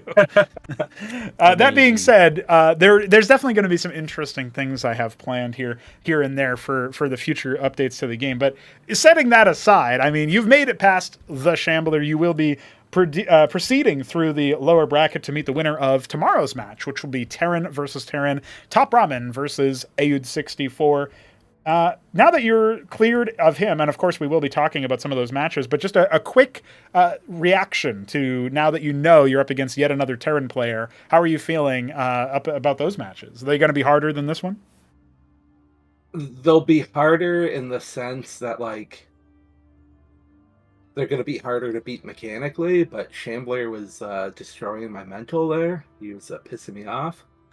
What was that? Can you give us a little bit of a behind the scenes, special talent for that? Hapsea knows a little bit about that. Yes. The gist of it is the way he plays. It's just, you can't really attack into him early because he just plays so defensively. Right. And he's just gonna keep doing that the entire goddamn game. And it's he can't. He's not playing to win. He's playing not to die immediately. Yeah. So I think the entire way that he plays the game is fundamentally wrong, and it just hurts me. So when he was actually getting some advantages, I would argue he was a little bit advantaged on the Muspelheim game. I feel like that might be the most interesting of the games to look at because there were hype moments in Rage Slave where the tech snipe happened and the Doom drops and stuff. But like you were saying, it didn't really give him a chance to win the game if he kept doubling down on that more laid back, almost retracted play style. And then obviously near impact, you were up ahead massively from the early stages and you just kind of finished it out with a big old macro machine. But game 2, Muspelheim, I think it was almost like an anti-strat you were doing, where you went for the quad Circuith, all the Bactylisks on one base, try to take the back base, and then he drops you to cancel that hatch, which delays your eco, and doesn't really pull the trigger on attacking to your ramp. Now, you still end up clawing back the game, but I would actually argue that he was ahead in that one as well. Tell me about Muspelheim and how how that matchup went compared to what you were expecting, because it felt like maybe you were expecting something different. I was expecting him to do the same thing that he did 8 times in a row in the tournament, and he didn't do it for once. He adapted. Yeah, the adaptation was good. You were caught off guard by the drops pretty well. I was like, oh, yes, Shambler, your brain is expanding. I'm so happy for you. I really should have not tried to metagame and just played normally like I did against Ramen today, and that would have been a much... Hey, the Zoryu build was good, all right? But that I don't know why... That build was trash. That, bro. You just sat there with the 2 Zoryus. They don't committed do anything. To them, you just need to send them across the map, right? I was really hoping just to actually give him one map. So at the beginning, I'm like, here, I'll do this build. I'm like, if I did, I thought it would actually help my mental because I was starting to break down after game 2. I was getting the second my army just absorbed into each other and just sat there, I was so triggered that I was about ready to break the WTF messages, right, when it was starting to decollide. Yeah. It started to happen on Rage Slave as well, and I feel like what's happening to you is you're morphing the units, and then when they birth, they decollide into each other or something. But I wasn't really watching before, so I don't really know. It wasn't morphing. It was just with my hotkeys for my units, I guess they're all stretched across the map, and I'll click to attack someplace, and they all gimp out, and I get pissed. Yeah, no, I've experienced that as well. When your units are like really far away from each other, they will do really weird stuff. Especially if it's like some units are being blocked by a cliff when they're trying to move, and then the other big blob of army is all together. It can get weird, and it happens with Protoss as well, I think. Yeah, it's Just, you definitely just don't something get that that huge number of units early enough. Oh yeah, yeah. Well, I think what you can look at that is it's almost like the consequences of us trying to make the Brood War engine work with so many units. And I mean, I did have to DM HitEmUp about that earlier in the game. Oh, which, I had no idea that was a thing. yeah, That's so the I first thought time we I've had heard it. fixed it leading into this, but it was reported on pre-release very recently, and like yesterday, I think. And so because of that report, I was like, oh shit, I should let him know. And that Do you know how obviously is hard- unfortunate. What happened? You know how hard it is to adapt on the fly to using a new hotkey for units? Like, what the? And you still beat him, dude. That's how much you're a legend. You got this. Well, you weren't putting the mutas on a second hotkey that whole time? I was using more than 3 hotkeys to try and I was using 4 hotkeys for armies, so I had to move my hatches down a bunch and Oh gosh. I had to re-hotkey all my hatcheries and my larvas because I accidentally hotkeyed units over them in a speed round. See, these are the things you would never get. This is a unique experience. No other RTS game could ever give you that. So with that said, obviously those are things for us to try to rectify going forward. But thanks for exposing them on the world stage, so we can all know, and it'll help us for sure. That being said, separating from that for a moment. You mentioned that your mental was starting to wane a bit, and you figured if you just sort of concede in a silly way on that next game, that you might be feeling better. But you think that's actually mostly like a Shambler specific thing, like you were saying? It was like a kind of a mix between that little bug on Muspelheim, but then also the way that he was playing, sort of breaking you down. How were the drops and stuff? Like that obviously was pretty big. I don't know what happened. I'm gonna be completely honest with you, but in the middle of the 3rd game, after I thought I lost the game, but I was still playing it through because I thought he was way farther ahead than he was.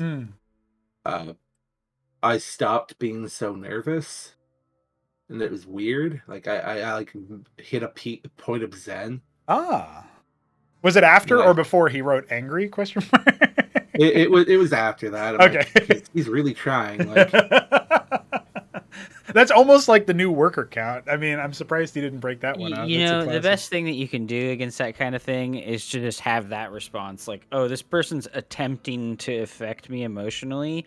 The best thing I can possibly do is not react at all to this, and it will infuriate them instead. Look, can we just implement something in the code that specifically states that Shambler cannot type? Chat restriction. Cosmonarchy. I mean, I kind of like the idea thing where his spacebar is disabled. I kind of because you can't type. You have to click your middle mouse button to do a spacebar. That'd be great.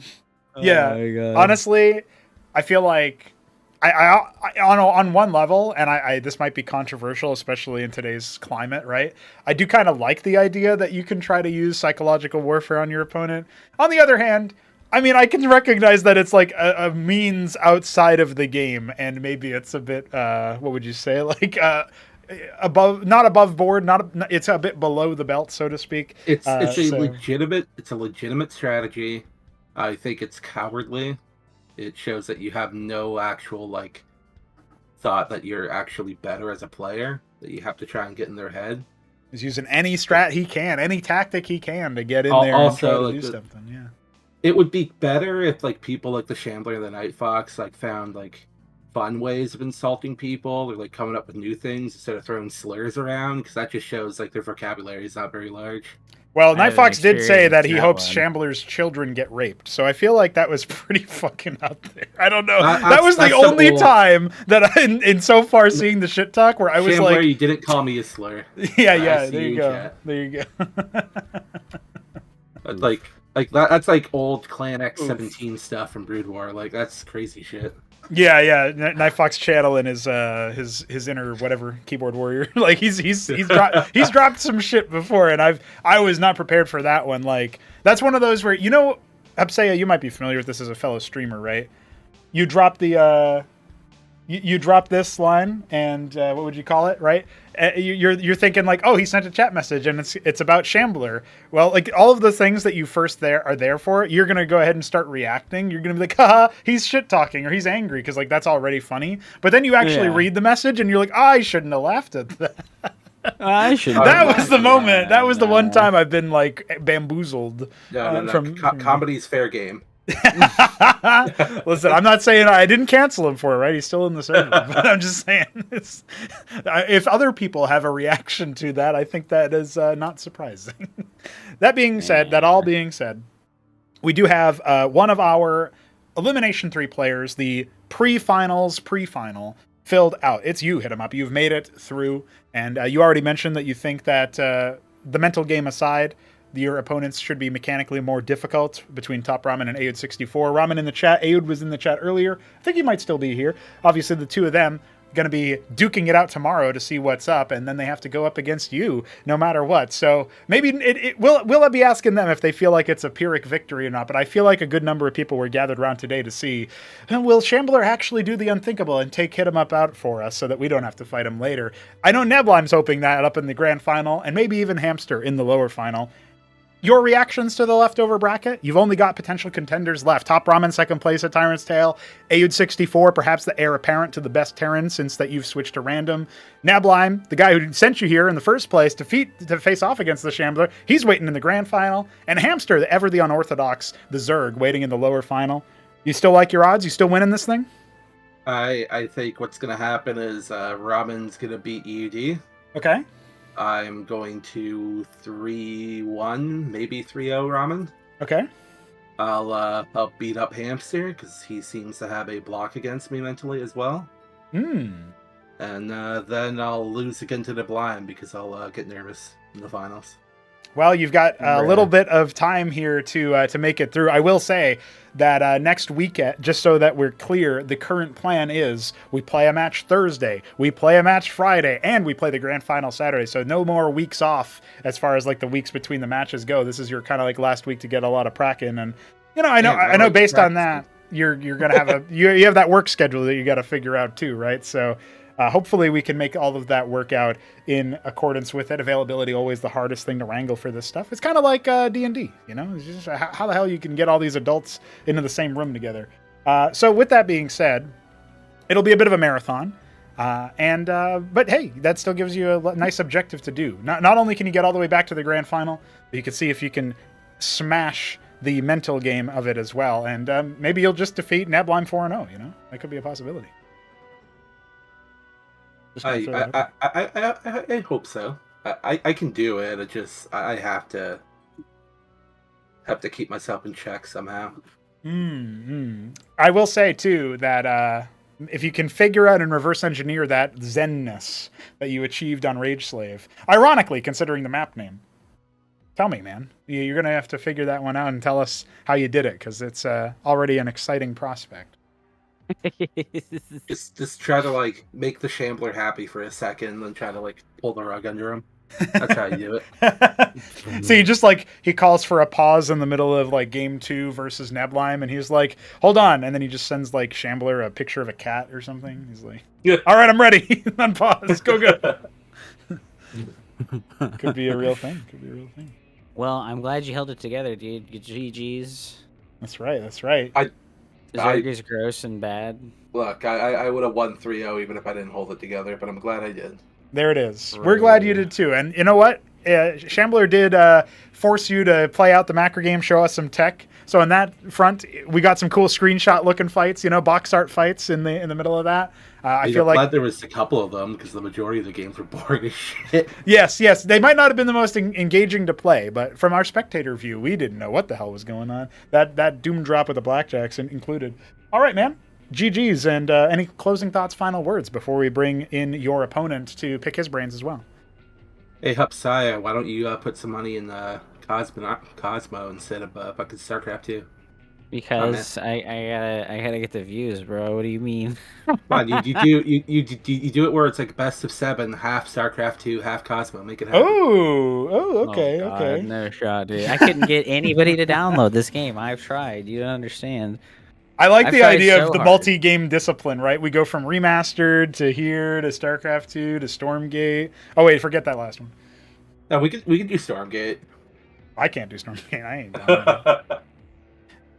Alright, well, That's it, man. time to order some DoorDash. I haven't eaten yet. There you go. Hell Maybe yeah, that's dude. the secret. You game on an empty belly that makes you hungry for the victory. Hit him up. GG's. We'll see you soon, man. See ya.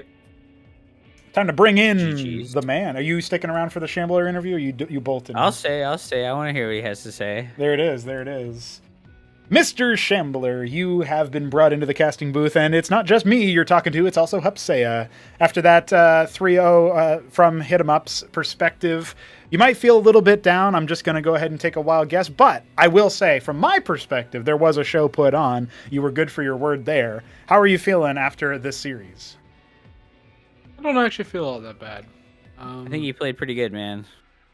I was happier with my performance than I thought I would be if I in the losing scenario, but there's things I could have improved, definitely, especially on Muspelheim, and on Rage Slave. Like if I just went with the thing that I've been grinding, in my practice, which was the drops, the Lekizlis don't stop me, and I think I just win.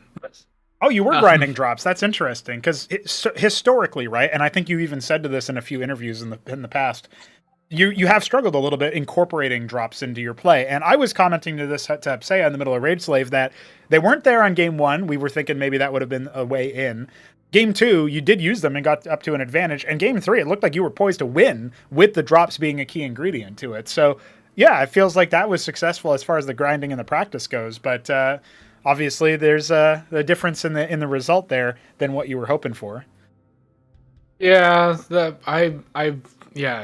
I'm famous, as you said. I'm famously very poor with drops, and I knew that if there was going to be an ace in my sleeve, going into a matchup that I'm not favored in, it would be to go from the no drop man that everyone just knows is no drop man, and instead becoming the drop lord.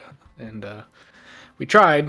Not there. The macro sort of slipped when the drops are happening repeatedly, but You get stuck, win. You get stuck staring at the units when it's like you should just look away for a couple seconds and do like literally anything. Yeah, doesn't like have to be a lot, during just the- like something, right? Yeah, like during the tech snipe, I probably could have secured like a third that has gas. Like if I did that, Game's different, yeah. at any point, yeah, the game's actually over in my favor. And that whole game, yeah, is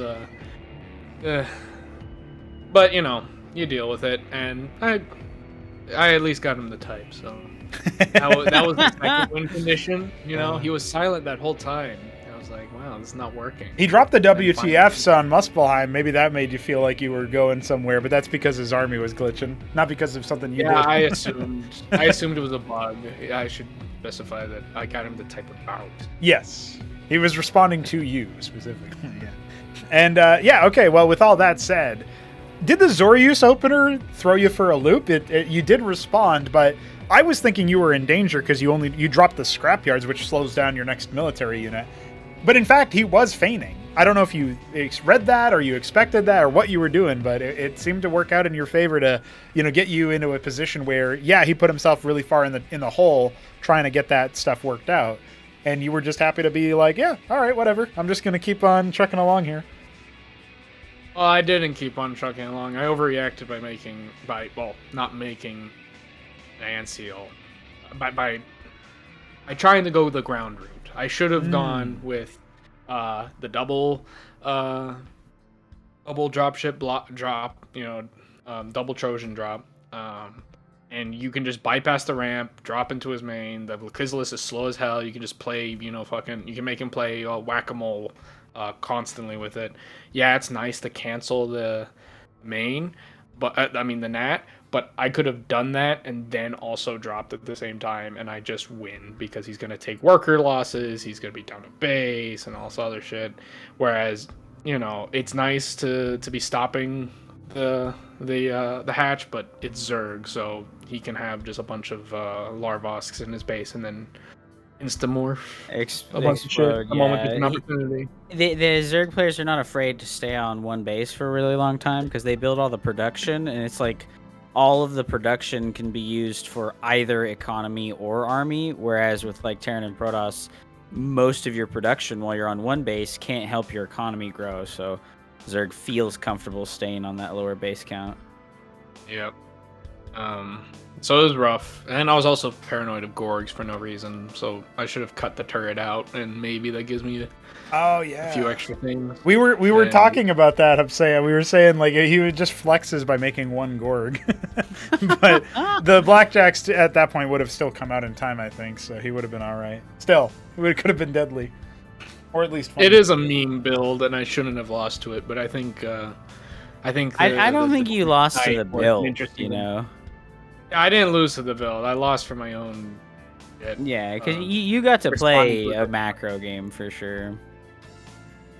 Yeah, pretty big stuff over there. And you also demonstrated the defensibility of Rage Slave in the context of being able to hold those cliffs. I mean, there's a period of time where he finally puts down his tier 2 way later, after the snipe, of course.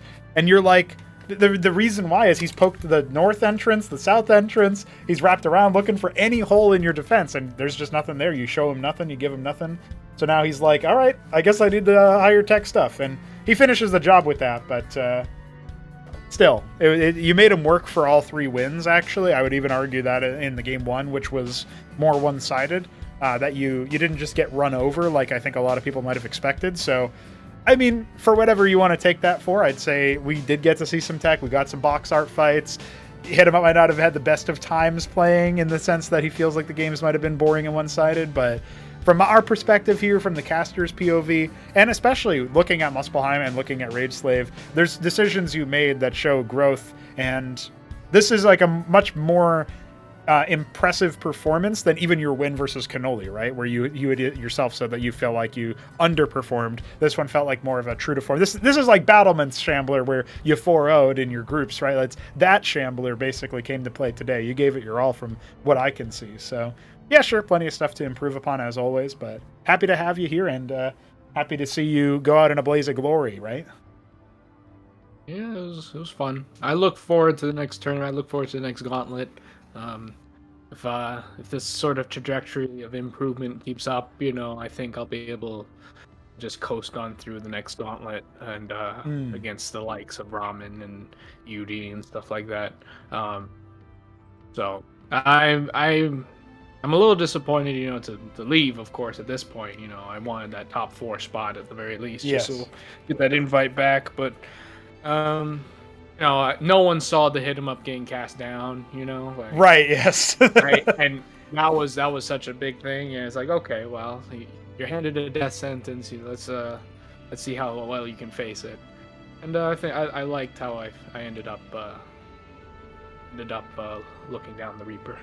You did a good job, man. Yeah. You're right, absolutely. The drop play adaptation worked really good. It worked really good. And on top of that, I mean, it's a key detail. You were up against Neblime in that cast over. You managed to make things happen that I wasn't expecting, and you scored the dub. Who knows how that set goes in a tournament play by comparison, if it's like a best of 5, but perhaps your TVP would have had a bit of a better showing than the fact that he rolls Zerg twice in the series there, random, not exactly on your side. And so, with all that said, I mean, yeah, it could have very well been a situation where you're going to be happily going up against Neblime. No, instead, it's HitEmUp. So, like you said, not a strong, not a great chance out the gate, right? It's definitely one of those situations where you're cursing fate to some degree. But with all that said, any closing thoughts, final words? You're going to be out of here. Do you making any decisions as to which race you might be thinking about playing, leaning towards? Imagine Escozi's not in the picture, or even if it is, maybe you've already decided. You're going to stick it out with Terran? You thinking about anything else? Like, how are you feeling? Depends on the coming next balance patch, because I know we're going to have a big patch after this, of this Acropolis. But I'm leaning towards Terran. I'm liking Terran. Apostles obviously need a nerf, but Zerg needs to get reworked as well. So we'll see how how I feel when everything is done and settled. But like, we didn't get to see much of the TVP, but TVP is one of my favorite matchups, especially against Sublime. You know, he's one of my favorite people to really face. You know, I really think I know his style, and he sort of knows mine. And then we just sort of get into these epic games. Like that epic match was like part of a set of games that like desynced or broke. Right, the But replays those didn't work, desynced and broken games were like really fucking epic, and I was really disappointed. Yeah, of course. Yeah. Because you think that one was epic. There was one on Rage Slave, you know, where it's like this massive Eidolon fights versus a Canord drop spam everywhere, and it's just there was some epic shit going on. So Needed to see that. The PV, you know, those are that's sort of, you know, you didn't get to see much of that, but that was definitely, it's one of my favorite things. And you didn't get, well, I'm going in circles here. It's all good, all good. I forgot what the Played question games, was. dude. Yeah, I look forward to seeing you in the next one. You gotta level up though, dude. You gotta go faster. That's Gotta your go that's your faster. only Oh, yeah. goal, dude. Speed. Yeah, He's I'm gotta be gonna butcher my way through the fucking next gauntlet. There it We're is. talking about like Mystery Meat was this scary candidate in there. No, you're gonna get fucking shambled, all you guys in the trenches. Dude, imagine the people who are going to be going up against you are going to have to think twice for sure. Listen, man, good job, good improvements. Definitely going to be seeing you in the next one. I would have to imagine that it would be a big upset if you didn't make it through the gauntlets, especially if we end up doing what I think we're doing, because we are growing around here, and so we might end up getting a bigger set of battlements. You never know. But all that said, thank you for your games. Thank you for the interviews, and yeah, good luck, and have fun in your upcoming practice matches and such. I guess you're still in there in the market if people need versus Terran practice, as a certain couple of people are going to need it. So I'm sure you'll be smacking heads in that situation as well. But either way, man, GG's, and we'll be catching you later. Crush him. Oh, what did he say? What was that? No, I just said, crush him, Sublime. Send him to the pits. There it is. All right. Good luck. Good luck, Sublime. Yeah, dude, Nebom's gonna need it. I mean, that's assuming he makes it past the winner of Ayud versus Ramen, and of course everybody else. But yeah, I mean, really exciting stuff overall. Oh my god, somebody's telling me that I smell like hot, wet garbage. I don't know how he even knew that I was here. What the heck? Thanks, Cravington. Appreciate it, dude. That being said, Hapsea, you have joined me for this 3-0. Longer 3-0 than we thought. I was kind of expecting some of those games to end super fast instead, but like that PVT, I was a bit surprised that HitEmUp played with such poise and you could say the lack of nerves, perhaps. But nonetheless, Sublime awaits in that grand final. Like he said, right? Shambler plays that I don't want to die style instead of the I want to win style, it feels like. And the adaptation of the drop play definitely changes that up, you know? Like, you're not just playing to survive anymore. You're actively pressuring your opponent in a way that forces them to do something instead of just watch you sit in your 2-base setup. Yes, that's right. That definitely makes a big difference there. And so, yeah, pretty good adaptation in between. I guess he only really pulls it out versus Zerg, but it would have helped him out in the Protoss match too, I think. That being said, Ayud and Top Ramen going up tomorrow. I know you've played against some of these guys a little bit. Do you have any strong predictions either way, or you feel? I'm not sure how informed you feel about their current play. Ayud and Top Ramen, I think that it's like both. When I've played both of them, it hasn't felt like either of them is much better than the other one. So I think it should be a pretty close match. Okay. No clear. But it favorite. is the mirror matchup, right? So yes. It could be a swift 3-0 either way. I do think Ramen has more immediate experience TVT, but Ayud did play it a little bit in battlements. Not really that much to learn from because he was up against Shopkeeper Dog, who cheesed him in one game and got the win on the board. And then the second game that they played was another attempted cheese that Ayud held. So it didn't show you too much of his TVT play style. He was being pretty conservative with pulling out his signature Talos. Maybe we'll see that happen versus Ramen. I'm not 100% sure. But a close series against Hamster earlier casts him down in here. And again, more recent experience for Ramen's TVT. Ayud might be the better player, but Ramen's still pretty good. I don't know. I mean, you can only look at the matches that have been played so far. Ramen gets cast to the lower bracket by Neblime, and then he 3-0s Art of Turtle. Like, it doesn't... some of the games were close to start with, but it doesn't feel like it really tests him too much. And then we go into the next round, and, you know, Ayud's been taken to some macro games. He's been cheesed a bit, showing some early vulnerabilities, so... Paradoxically, you might say that Ramen, who's the disfavored seed based on the fact that he's already been in the elimination bracket, Ayud might actually be the underdog slightly there. But, you know, we'll see what the storyline tells. That being said, Hapsea, thank you for joining me for the cast.